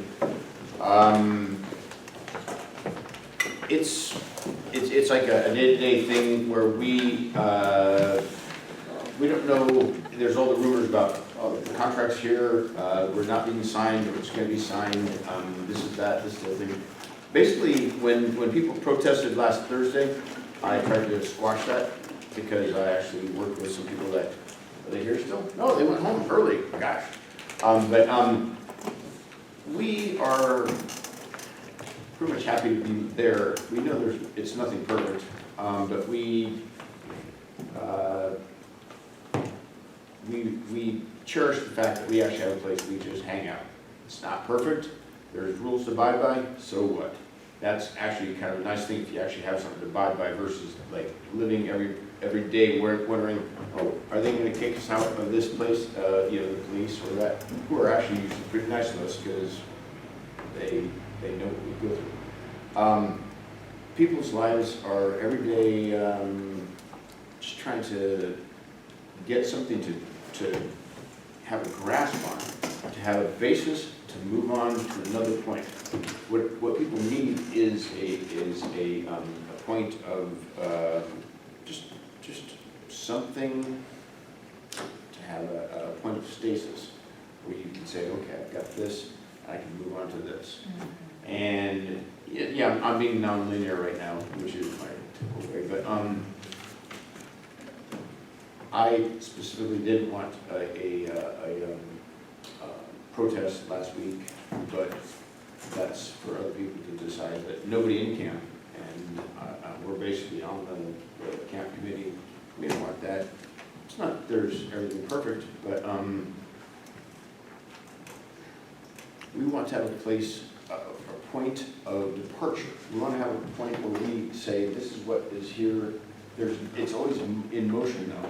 So if we ever have a point where we can say, okay, this is what we have. This is our platform that we exist upon, and then from that point we can move forward. That's the biggest thing. If you never have a point where you can actually say this is our platform that we exist upon, then it's scary. And we're people that have been chewed up and spit out by society numerous times. So we're used to it. It's like, okay, but, and I'm lucky, but my friends, I mean, they've been chewed up and spit out so many times.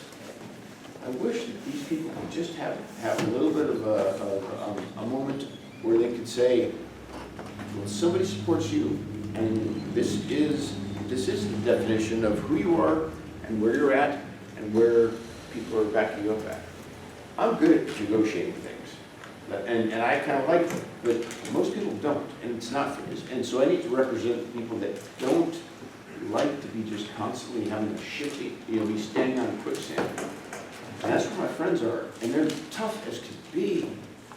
And it's kind of sad because they've been molested, they've been jailed improperly or properly. They're just, we have to think about these people that are just trying to get a solid platform to start their life from. Because that's what should be a transitional camp. It should be a place where you are able to say, this is where I am right now, this is where people are allowing me to be. And so from this point, I can have a solid basis to work from here, give people a solid platform to work from, and then give them handholds to reach for. And there's a lot of resources, but if you don't give people that solid platform to exist upon, and then you don't give them resources to reach towards, and you don't, and there's people that are, they have mental illness, or they have trauma, or they have social phobias. It's hard. Give people, I would love to see what could happen with these beautiful people that I see. Because I get to see them in their scared state, or when they're proud, or when they show me something they're proud of, or they're scared of. If you could just give them a place to be themselves, give them a platform upon which they can stand, give them something that they can actually reach for, that's not just going to be taken away from them. Give them something. And these people, it's probably bring tears behind it, because these people, because I'm a spoiled brat, I've been given everything. These people, there's people out there, just give them. And they're not, because so many people, and today in the paper they call them two-legged rats. They said they're just two-legged rats. No, these are not. These are some of the most precious human beings you could ever see. Thank you. Yep, that's all I have to Question for say. you, do you need a ride home? Probably. Because the O'Hara bus is leaving in 5 minutes. Okay. So you need to stop talking. Okay. And the city, I just appreciate that this is Santa Cruz, and I love this place, and the people that, everybody. Thank you. Thank you. Excuse me, we're still conducting business here, if you wouldn't mind.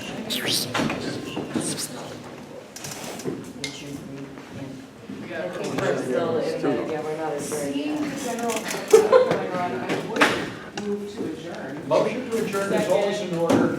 It is not debatable. Those in favor signify, well, it's not. Those in favor signify. Consensus. What? Consensus. Yeah, consensus. Consensus. Thank you, and you are adjourned. Thank you.